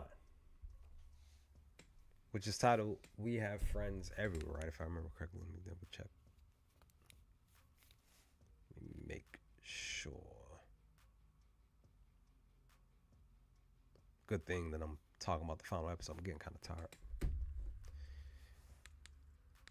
Because last night I went to bed early. Yeah, so Messenger is episode 7. Who Are You is episode 8. And then, Welcome to the Rebellion. Aha, Welcome to the Rebellion. The opening of Welcome to Rebellion, episode 9 of season 2. I love this little spot with the water showing, outside the Senate and stuff. We have Bell here, aka Brent, popping up him and Mon Mothma. But the key thing to note is that Senator Orrin is getting arrested. I forgot to grab the screenshot of him getting taken, but they have a specific conversation between these two here in the beginning. What is that conversation? It's pretty much about Mon Mothma saying like, "Yo, we need to leave. Like, we can get out of here." But Bell's like, "I can't leave. It's too soon. It's not ready yet." Yeah, he even mentions Yavin is not ready yet. What's going on, JG14 Gerhard Brar? How are you? Hope you're doing well. Welcome to the stream. But she mentioned, like I said, she mentioned about them leaving. But Bell's like, "Yo, I can't leave. It's not time. It's not in this moment. We can't roll out because Yavin is not ready. The rebellion, we as the rebellion are not ready yet." He basically does tell her in a year's time, yes, right? But in the midst of that, she does mention her speech, and she does mention like, "Hey, you can move mountains," because he's saying like it's impossible for you to do it. But she's like, "You moved mountains before. You could do it again for me. In this moment, I need to be able to get out there and make the speech." And he pretty much does tell her like, "Lo, like, in the midst of all of that, be careful." So this is the second person to tell her, "Be careful." So I'm correlating the conversation she had with Senator Orrin with the conversation she had with Bail Organa here, and stating that this is once again preparing Mon Mothma for the moment of realization that she is truly a part of the rebellion for sure. Now even more so, and more so it happens pretty much at the end of the episode. But yeah, I love that scene between Mon Mothma and Cyril. Bail Organa. Made a comment about this. What Bell says here ties to Tega talking indeed. About the rebellion gaining support in the Senate right up until the Empire. Yep, indeed, this is true. but this was a part of that little mini trailer that they pushed out just before. It was, I think it was a part of the final trailer where Cashin was standing there holding this knife. Definitely a weird, interesting knife that I was just like, yo, that's kind of a little bit of a decent knife that I wouldn't mind having. But he ends up having an interesting conversation with Clea, and Clea, the character, this young lady has been knocked, and she has knocked it out the park. One of my favorite characters in the show. She's creating this fake news reporter pass for cashing. There's something in the room that I want to mention that I don't think. I think this is my first time noticing it. Cash is looking out the window here, and this was just before the stream started because I was watching episode 9 here because I already had my screenshots for this episode, but I was rewatching episode 9 here to discuss my thoughts on this episode. But the one thing to note is that thing right there on the far left of this screenshot, because he's talking to Claire. He's talking about leaving, right? He's talking about he's done, like it's a wrap. Um, but though there's a set of three of those things sitting to Cashin's right, which is our left, that I did not know was what I'm about to say. Um, so when Cashin turns around, now the items are to his right, which is our right as well. Those are actually frozen carbonated items, creatures or whatever.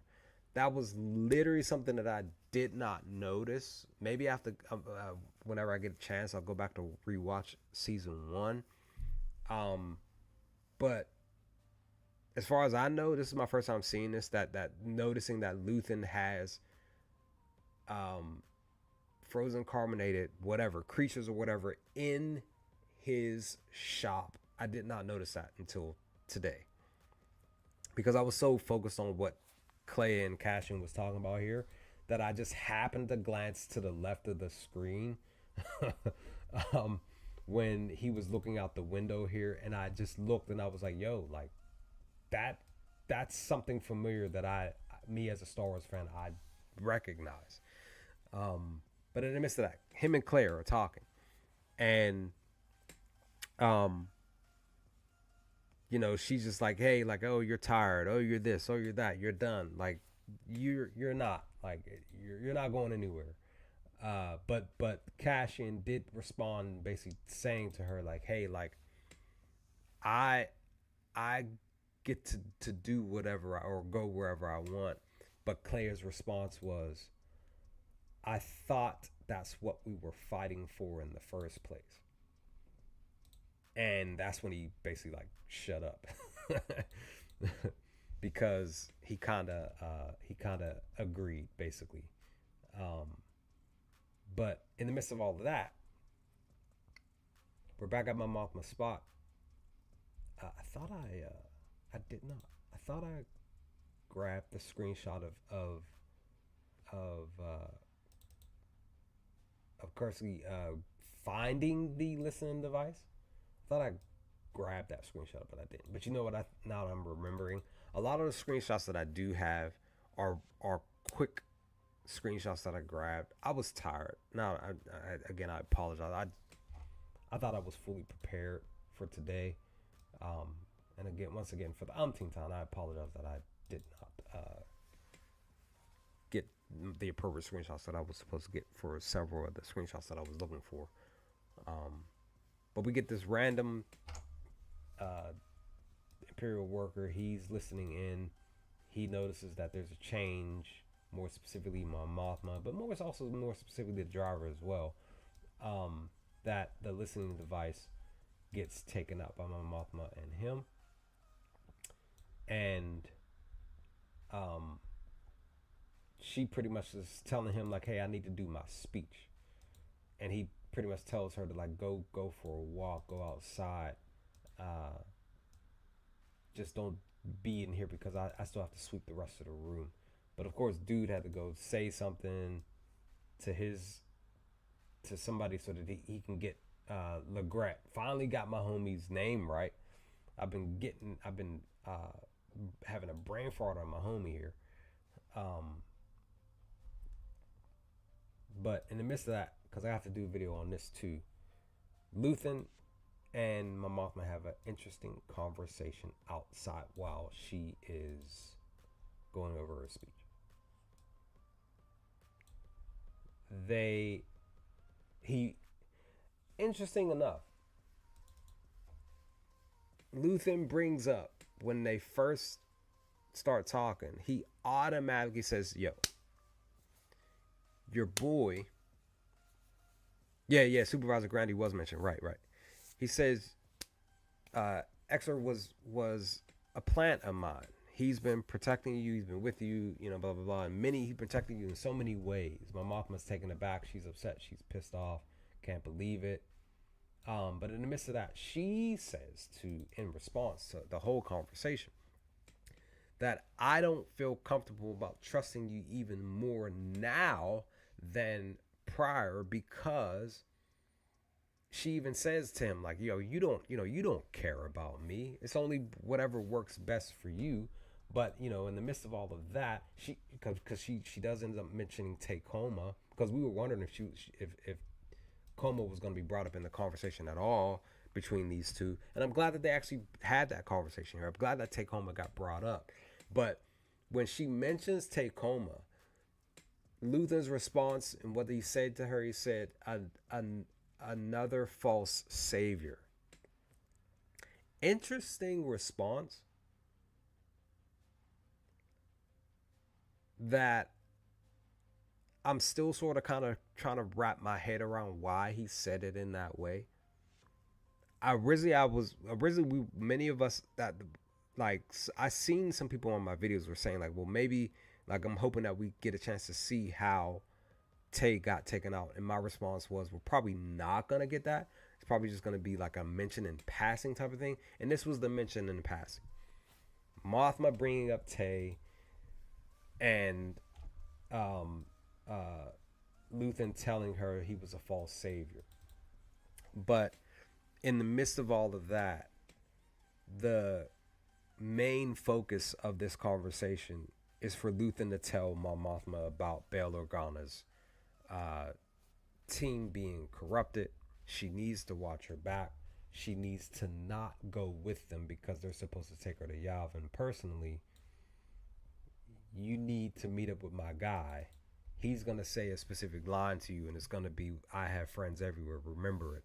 Remember those words, I have friends everywhere. But again, interesting response by Luthen that I'm still trying to wrap my head around him saying of another false savior. Because he's supposed to be, Tacoma's supposed to be her childhood friend, somebody that she genuinely cared about. So, yeah. What an interesting response. But then dude talks to Legret, tells him about Mon Mothma's the listening device being taken out. He mentions about, and then we see the specifics. Well, they don't mention any names, but we get the screen of the people that they were also monitoring and listening in on, and that's a good number of folks, right? Look at that. That's at least from what I can tell, that's at least maybe 15 people. So I found that interesting that they decided to do that, because dude was like, yeah, like we were told that we were, monitoring all these people just a few days before the actual Senate thing. But then we get mom returning back to her room, asking if it was safe for her to speak freely and stuff to do. But she pretty much was just like basically asking him when was he planted by Luthen, and he pretty much told her right after the wedding, because we do get the conversation between him and Luthen where he's discussing with him about his parents, and like I mentioned in a prior video and even live stream, that Luthen was being more of a chameleon at the wedding and asking key things. So he was already prodding and planning and scheming, even there in those spaces and places with those specific key people. And Carson was one of those people. So yeah, it was just like, man, it was right there. He definitely was able to get dude on his side, on the team. So man, but my Mothma was just, she was pissed. She was just like, you gotta go. Like, you're done. You're dismissed. I'm through with you. But then we get Clea and Cashin and Luthen conversing about the speech and trying to get him to make sure that he's like, yo, like you got to be ready to be where you're going to be, because you know you need to be able to get her out, because they're trying to figure out if she was even going to be doing the speech. Even Clea hit him up to ask him if she was going to do the speech. He said he just wasn't sure. You have to ask Luthen because she doesn't want me in the room anymore. But Luthen and another video that I got to do. Luthen and Cashin has an interesting conversation. What was that conversation? It was that the fact that Cashin's like, yo, like I can, once again, Cashin has been in a headspace of I can do whatever I want. And because I'm tired and done with doing this, I don't have to do anything that you need or want me to do ever again. But Luthen's response to him was like, really? Like, what did he tell Cashin? You've been in every space and place that I needed you to be. And he name dropped several places, not just Ferrix, because he did bring up Ferrix. Not just Ferrix, he brought up a plethora of other places that I'm, maybe hopeful that we'll get some side books on those adventures from a couple of authors in the future over the next decade. Because again, Cashin has done other missions for Luthen that we don't even get a chance to see, because that's not the focal point of Andor anyway. But at least within the last 2 years, Cashin has been moving and flowing the way that Luthen has wanted since they first met. So, yeah, I really enjoyed this conversation between Luthen and Cashin here, like a lot.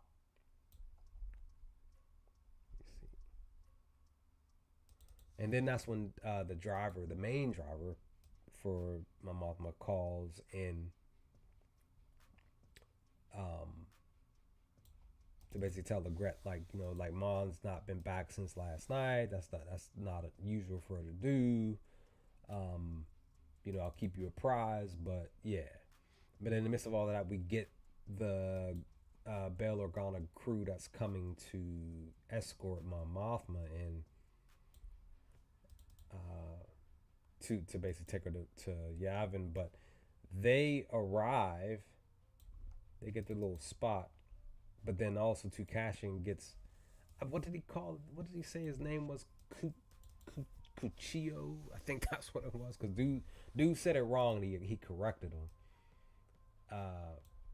But luckily enough, he kind of was just probably like, he was probably having one of those days, just like, today's too important of a day for me to sit here and try to really figure out if I need to let you in or not. I'm just gonna just buy just okay you to go in, blah blah blah. I thought that was more so on more of a funny side. But then we get the actual crew talking. Goja something. Yeah. We got the crew talking about where they need to be, what they're supposed to do. Here we're briefly. Let me see. Yeah. And then they pretty much depart and split up. And I love this ISB space here. I love this room, circle room here. I love the design of it like a lot.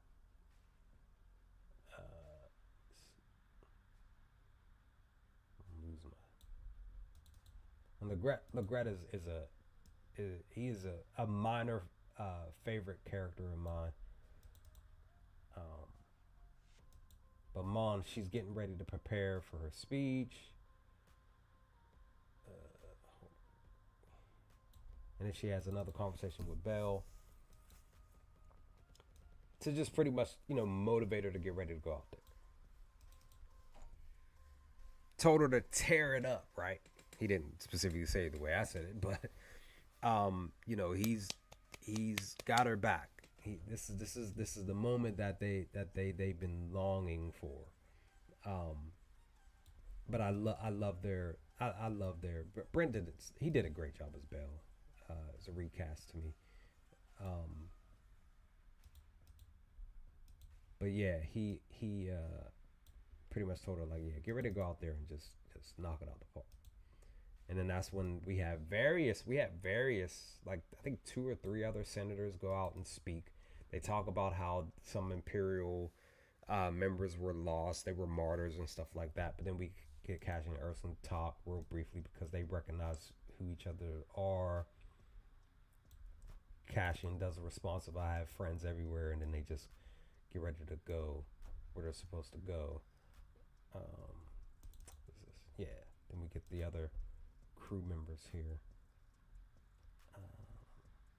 I'm just kind of breezing through some of the stuff. Yep, Mom's getting ready. She's waiting, bated breath, waiting to go outside. Or excuse me, go to the thing. But then the lady here, she stood out to me as, you know, possibly the thing. But I forgot that she was in the trailer, one of the main trailers. I forgot because she was there per the moment that we're going to be talking about in a second or in a moment.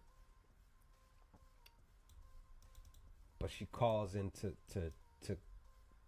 confirm what to do next,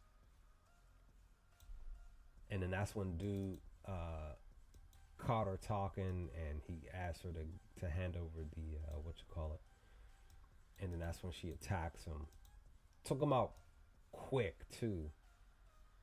Like man, this brother got done and quick. Hit him in the throat and everything, right in the jugular.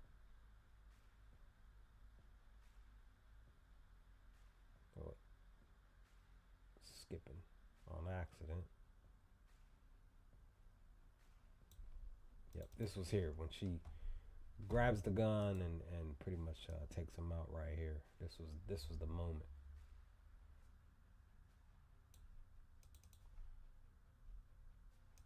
But again, we got Cashin and your boy going to pretty much get ready to meet up with my Mothma for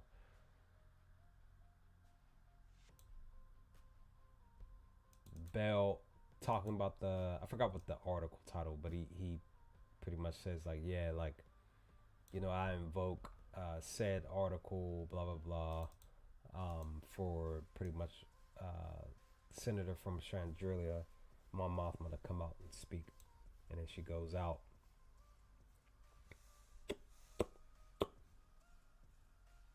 She said, "What's the tip off?" Yeah, and then Mon pretty much does her speech, and what a speech, man! Like I said in the video today, definitely want to go and check out Rebel Season 3, Episode 18 to coincide with Mon's speech. Crap, what?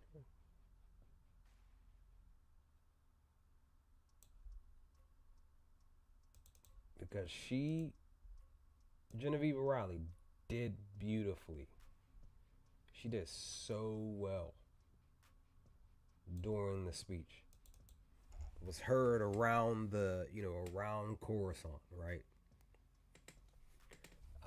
And I think too that Cashin was listening in, really taking in her words too. I kind of feel like that was the case as well. But man, when my Mothma said, what did she say?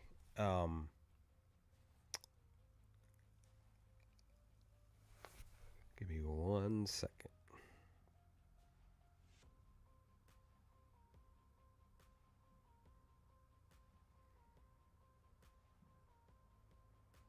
You know what? I can't even. Hold on. I think I can. Let me see.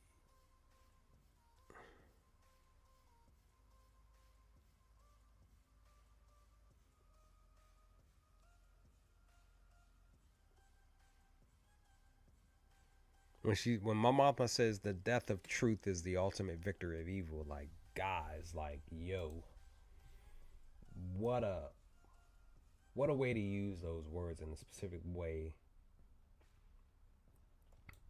Um, just blown away. And I love how I loved how Bell was just sitting back, taking in the whole Senate room, watching everybody's reaction and response. I love this spot here for him. I really did.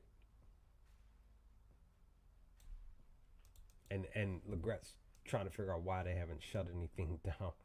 When dude,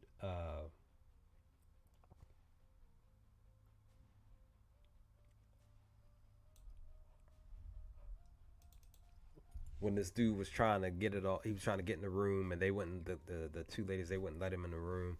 I love that how he had to run around. It just worked out. It really did. It worked out to where he shut it down once her speech was over, because she was able to say everything that she needed to say. So that was great that they didn't cut her off in the middle or anything like that. Let's see, but then she meets up with Cassian, and he does say the line to her about "I have friends everywhere." That's what definitely stood out to her for sure. But he, definitely wanted to reiterate, like, "Yo, you need to come with me. Don't try to rely on this group here to take you."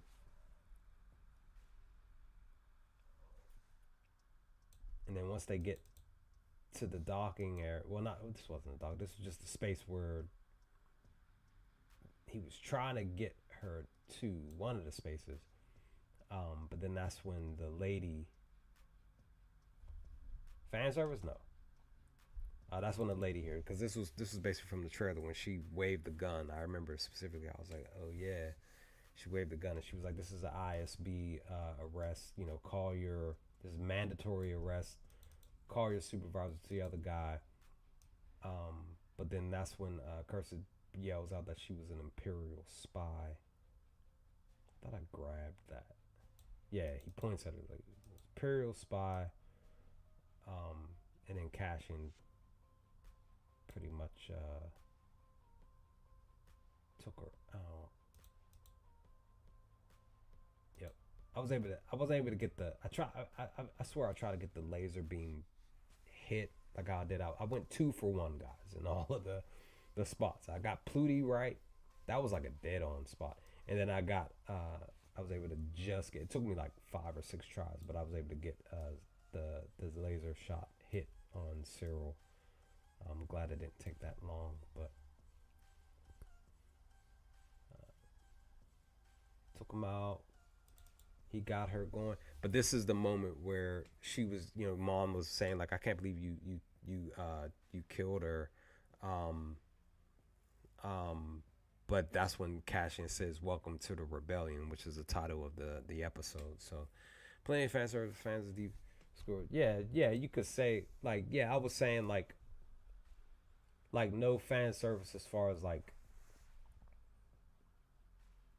main characters popping up, but there of course there's other fan service within the episodes for sure. Like I even mentioned about the back at the shop. I think I can go back real quick. I don't want to lose my space. Well, what was it was yeah, right here. This is fan service right here.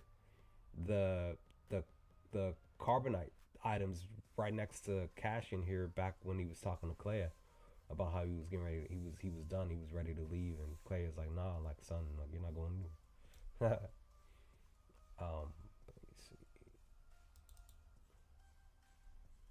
Oh yeah, they were trying to find mom, but she wasn't there.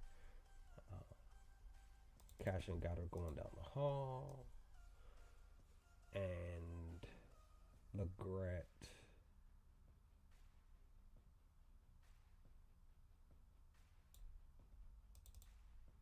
Oh yeah, the driver. He looked down at his gun because I think he did. I think he heard my Mothmas, because there were a lot of people out there that felt like he listened in on but it looked like he, like per his facial expressions, he may have had a change of heart.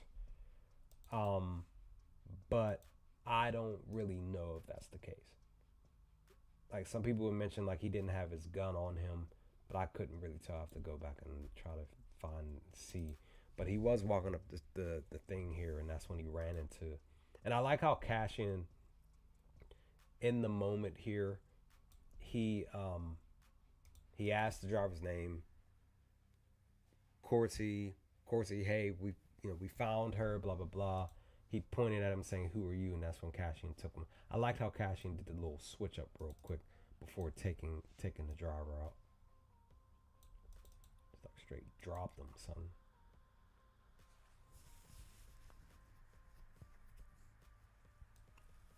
Some people, Maybon. Some people, again, once again, Bell taking in the. I want to say the room as it's starting to empty too. I like that too. Some people feel like Vader or Palpatine popping up in the show. Some people do kind of feel like that would be um, like it's a mixed bag. It's some people want them in the show, others don't. Me personally, I'm like I can do with it or without. I don't think it needs to be something major. Like they have a whole 2 3 minute scene with either of them in it. Just maybe like a quick 30-second spot, 40-second spot, if they do even have them in episode 12 or something like that. So Yularen was at least name dropped here in the moment here. I'm kind of curious on how that conversation went. But in the midst of all that, Cassian zooms her out, and gets her to the. Well, before that, we go back to Yavin. We go back to Vel. She notices the gun here. She even rubbed on the little handle. If I think I grabbed the screenshot for that too. I can't. Let me see. And she asks like, whose does this belong to, basically? And we get the homie because he raises his hand, and I was like, oh, it has to be your boy because he's standing there. You can't see his face, but I'm like, it has to be Melshi. And sure enough, it is. He's there. So he's pretty much going to be in the final 3 episodes, or maybe 1 or 2 or something like that.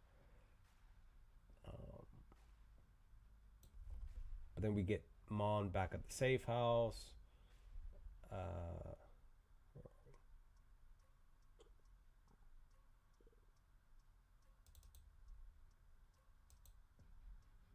he's glad that she's safe. But then we found out that Wilmon's there. He's hurt. I'm kind of wondering when he got injured. It was definitely after, for sure, after Cassian left. But then they talk about how Mon has to do a whole nother speech. She just did a speech. She got to do a whole nother one. I was just like, oh man, okay, word. Like, got to get her vocal cords ready to converse even more, right? Uh, and then once Cassian gets back to the spot, he has another conversation with Draven, because they're pretty much taking Wilmon to see a doctor, an actual real doctor, right? And he does mention that the KX droid got all the all the parts. um,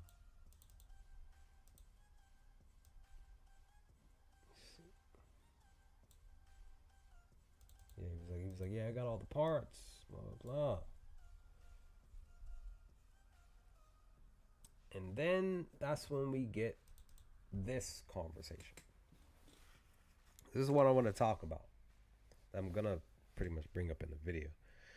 Um, so remember back in episode 7, I think it was, maybe 8, when uh, Bix is talking to the force sensitive lady. She mentions about, that's the thing. Bix mentions about having dreams about stuff that basically sort of kind of coming to fruition. I kind of feel like, because that's the thing, when we realize, coming back on camera, when we realize that the force moves and flows how it wants to, it's a living entity. It operates and functions in a specific way on its own, that still Jedi and Sith are trying to figure out how to, well, more so the Sith are trying to control it while the Jedi are trying to flow with it. But the force still flows in its own way. So I personally believe that the force made it so that the force sensitive lady was supposed to be there to meet Cassian and Bix, because Bix, to me, is not strong in the force, but she's still force sensitive a little bit, because it was just the way that she was. This is what I wanted to say. It was just the way that she was acting, and a decision was made by her specifically, where I feel like she may, and again, this is me guessing, I don't know, but I'm just perceiving this to be the case. Why she decided to leave is because I feel like the force sensitivity within her is telling her that she needs to be somewhere else, because she couldn't be by the side of Cassian. It's not meant, again, like I mentioned earlier in this in the stream, that Bix, that people are only supposed to be in your life for a season. Same situation with Cassian. Bix was only supposed to be in Cassian's life for a season, per the working of the force. And there's a reason why she met that force sensitive lady, why she had the conversation with Cassian, and also why she had the conversation with Bix, and why Bix said that she had to go, because she said it. I don't know where I'm supposed to go. I just can't be here with you. But eventually, once I'm done doing what I'm doing, we'll meet back up in the middle, and we'll have the peaceful life that you're talking to me about and wanting me to have. You're probably pregnant. Let me see. Let me see. Important to still remember that everyone is bonded. Yeah, exactly. Right. That's the point. That's the point that I was making earlier in the stream. That that the force wills everything in the way that everything's gonna go. Everything.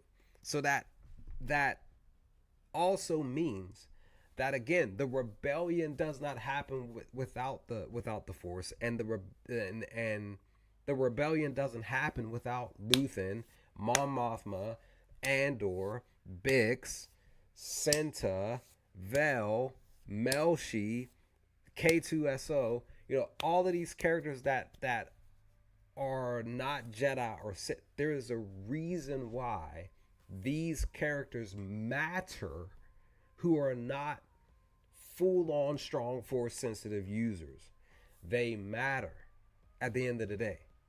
These stories are important and should be told outside of Jedi and Sith being present on screen or in book, because there are other books out there. There are other comic books with characters who are not force sensitive, that they don't use the force. They don't have a lightsaber. They just have their gun. They have their crew, and they go out there to do the adventures, and they save the day at the end of the day. Their stories still matter. They are still important in the whole scope and realm of Star Wars. So that's why I will continue to harp that every single story within the realm of Star Wars matters.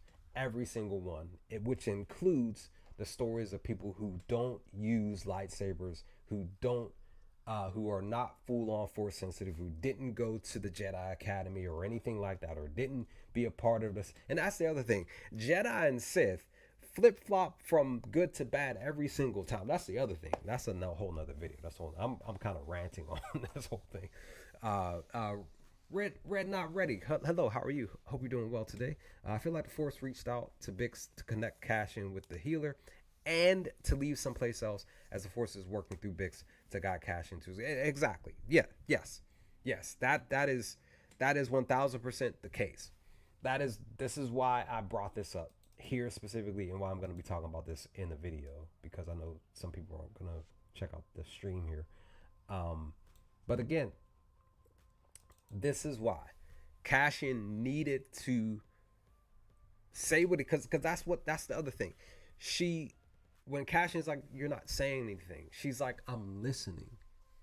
I personally think that she wasn't saying I'm listening to him. I'm personally believing that she was saying I'm listening to the force.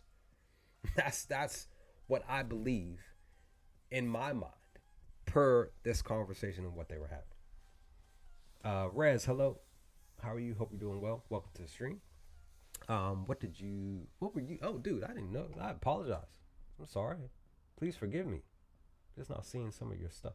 I will say it was nice seeing Senator Irvin. Yeah, give ball mom time. Yeah. Still short up there some time. Confident. Yeah. Yep. Padme would have definitely applauded for sure. You see, as you said, it's why Palpatine won the battle. Amidala won the war. Yep. Force works in mysterious ways. Yep. As always. I think Cassius bonded to Jin, or will be they have to die in order to win. Yeah. You see. Okay. All right. Cool, dude. Cool.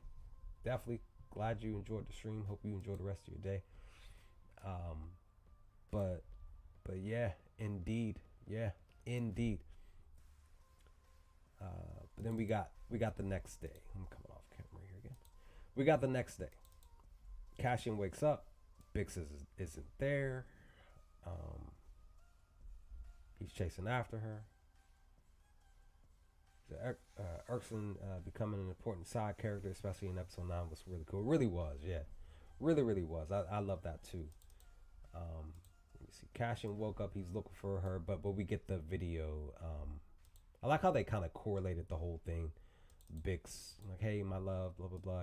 You're sleeping. I didn't want to wake you, but I have to tell you something, blah, blah, blah, and this. I have to leave. And, you could tell you could tell when somebody likes somebody, right? They go running out trying to find, like, get back here. He said, nice cousin. Yeah, thanks for, like I said, thanks for stopping through and checking out the stream, chilling with me for a little bit, right? But yeah, like I said, you could tell when somebody loves somebody, right? Your boy ran out. He's like, I'm trying to get my baby. You ain't going nowhere, son. But this part here with the wind blowing in his hair, this was from the trailer. I remember that. But yeah, Bix was pretty much telling him, like, yeah, like, I have to go. Like, I can't do this right now. This isn't, like, you have to do something totally different, and I have to do something totally different. I don't know what that is, but we're both gonna figure out what our key role is in this galaxy. But currently, it's just not for us specifically right now. To be honest, guys, I just want to be honest. I was like, I was like emotional. Like, I was up there with tears in my eyes. Like, oh man, like your boy losing his baby, right? Like I said, you can tell when somebody loves somebody out there running, like they're trying to chase him from hopping on the plane, like, come back and blah blah blah. Like, I get it, man. I understand. Like, yeah, that you could tell your boy loved him some Bix. He did not want to lose her. But in the midst of that, they talk about K2, talk about the droid. I was cracking up when Cassian said, "Give me a gun," and everybody had a weapon in the room. I was cracking up. But they pretty much do like a Frankenstein type of thing, electrocuting it, basically powering it up, energizing it, and all. Dude with the goggles was cracking me up here too. Cassian ready to shoot, but then of course K2 had woken up. It's like, I apologize for if I startled you, if I offended you or whatever, but could you kind of kindly point that in another direction, please? Thank you. I was cracking up. let's see. Oh,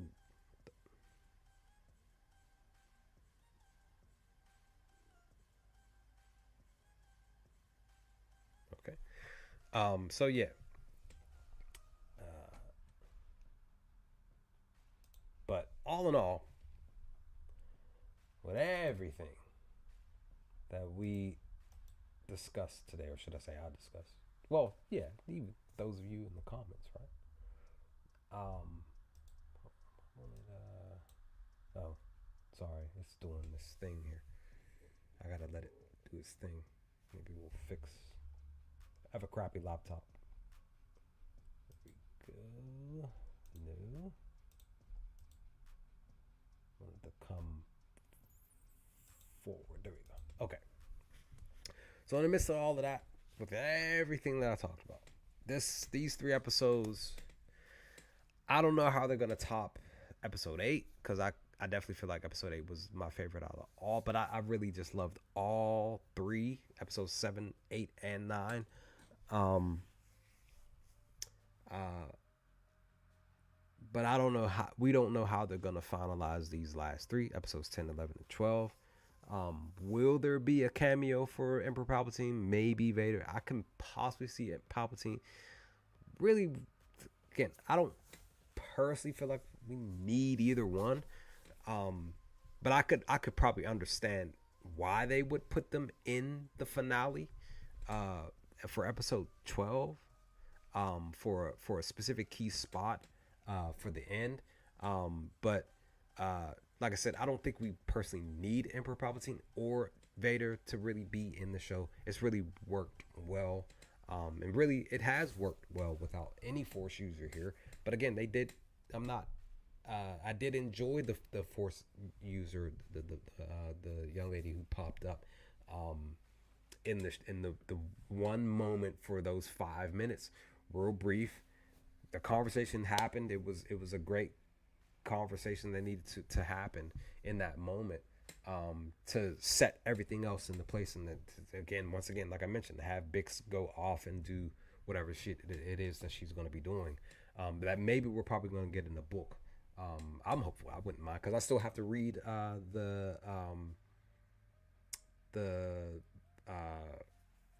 Into the Shadows or Fear of the Shadows, something like that. It's supposed to be with Mon Mothma, Saw Gerrera, and Bail Organa. So I still have to read that. Um, and the Galactic Empire book that I have it in my phone. I don't have the book. I want the book, but I gotta get the book. But yeah, again, if we get Palpatine and Vader or one of the both or whatever in episode 10, cool. But again, I don't think we really need them to really fully establish. But again, like I said, once again, I understand. I will understand if they place them in episode 12 because of, you know, the Death Star and, you know, preparing us to walk into Rogue One. And like I mentioned before, um, probably next week I am on vacation as of today. I'm off until next Sunday. So I'm glad because I needed this break. I'm more mentally just drained. I am mentally tired, but I am definitely bodily. My body is tired too. But I am just ready to just enjoy my little sabbatical. It's not that long. It's only, like I said, roughly only 10 and a half days or whatever the case. But next week, maybe Wednesday or Thursday, we can do a live stream over on the channel's Discord. Like I said, I'll probably more likely do a post this weekend to talk about it and then remind everybody the Tuesday about more than likely possibly live streaming and us watching Rogue One on the Discord, on our Discord channel. When probably Wednesday. But we'll see because at the same time, it's going to be pretty much a lot of work being put into the roughly 3 videos that I'm gonna be pushing out for Wednesday, Thursday, Friday for whatever scenes that I'm going to be working on for the final 3 episodes. So yeah. But I I think I can be able to fit Wednesday. If not, that's why I brought up Thursday, because I probably am gonna be too busy working on whatever videos I'm gonna be working on for Wednesday, Thursday, Friday, Wednesday morning through. So it might be like an all day thing because my laptop sucks. It's just it takes me a lot longer to do a video now, because it used to only take me like that. I used to be able to do a 5 minute video within roughly 20 plus minutes. Now it's taking me like up to an hour because my laptop is slow, and that's it like it freezes a lot of times when I'm clicking on something. I gotta wait, and the wait time could be literally a minute and a half a lot of times. So that's what I'm saying. It's probably gonna be in front of my laptop the whole day on Wednesday just to try to get. I'm trying to work on the savings and get a new better laptop. But anyway, either way. So Thursday probably more than likely Rogue One. Probably more than likely that evening. Probably around this time, but 2-3 hours prior, maybe 6 p.m. Thursday, Eastern Standard Time, because it is like a maybe 5, because I think that movie is like almost, is it 2.5 hours? So yeah, it might be 5, because I'm old. Because once 8:30 hits, it's after 9 o'clock now, so I'm tired. I'm ready to go to bed now, because once the stream's done, I'm done. So yeah, probably around like 5. That's what I'm thinking. I'll figure it out by tomorrow, and like I said, I'll make the post and share the link for the Discord, and you all can pop. And I'll do another one with another shared link by Tuesday. But yeah, yeah, definitely, Rez, definitely. Hopefully you can join, and we can watch together and enjoy. But all in all, episodes 7 through 9, I give it a solid 20 out of 10. Yes, I am giving episodes 7 through 9 a solid 20 out of 10. These were definitely my favorite episodes. Definitely 8 was my favorite out of all of them. And just in general, just these last 9 episodes, definitely a solid 10 out of 10. Episodes 1 through 9. So the hope is that they will knock it out of the park with these final 3. We'll see, because episode 8 was a crucial episode. And as always, like I keep saying, the Andor's, we're gonna be talking about it forever. Like, I already have plenty of videos in my brain to pinpoint and focus on in the months to come for this year and the next year and the year after. So Andor's a mainstay here on the channel. So yeah. And then I still got to cover a little bit of what Tales of the Underworld, because I haven't done a video on Cad Bane yet. But yeah, that's what it is. Tomorrow, I might live stream. All 3 episodes tomorrow on the Discord. That's what I was supposed to talk about way at the beginning of the stream. But that's probably not going to be until later in the day, because I might again, I'm on vacation. It's supposed to be nice outside. I might go outside, get some air. I might go to, because I really want to go to a library, because I love libraries. I really want to go and just sit in the library and just read a book or something. But that might be something I'm gonna do tomorrow. We'll see. I'm just tired. I'm just like, man, I'm just glad that my vacation's here and I'm ready to just do whatever I want, chill out, and do some stuff around the house. And I still got a whole plethora of stuff I got to do here at my house. But yeah, Rez, JG14, Red Not Ready, Maybone, Will, Warrior Girl, Peter, everybody. Thanks for stopping by, hanging out, chatting with me, sharing your thoughts. I enjoyed your presence. It's always real for everybody who just stops in to just chat with me and just share your own personal thoughts. It's just fun. Like Star Wars is just fun to converse with folks. Even the stuff that many of you all, and even some of the stuff that I don't agree with about Disney stuff. Um, Even that stuff is still fun to talk about, even when we don't like something or even we disagree. It's fun to disagree in a healthy, civil way. But with that, I'm going to bed. I'm probably going to be knocked out until maybe 4 or 5 in the morning. Then I'm gonna get up and get ready to hop to it because, like I said, I got a video I got to do for the channel for tomorrow. It's probably going to go up at like 9 or 10 o'clock, and then I'll figure out what I want to do the rest of my day. But yeah, I'll make a post tomorrow about tomorrow's stream on the Discord if it happens. If not, it'll be Sunday. And then yeah, I'm just hoping to enjoy my weekend. But hope you all enjoy your weekend. Thanks for stopping by. Thanks for watching. Hope you all enjoy the videos that are on the channel. Hope you enjoy the videos that are to come. And let's get ready to prepare for the finale for Andor season 2 on Tuesday night, walking into Wednesday. But with that, stay safe, guys. Stay humble, and remember, the Force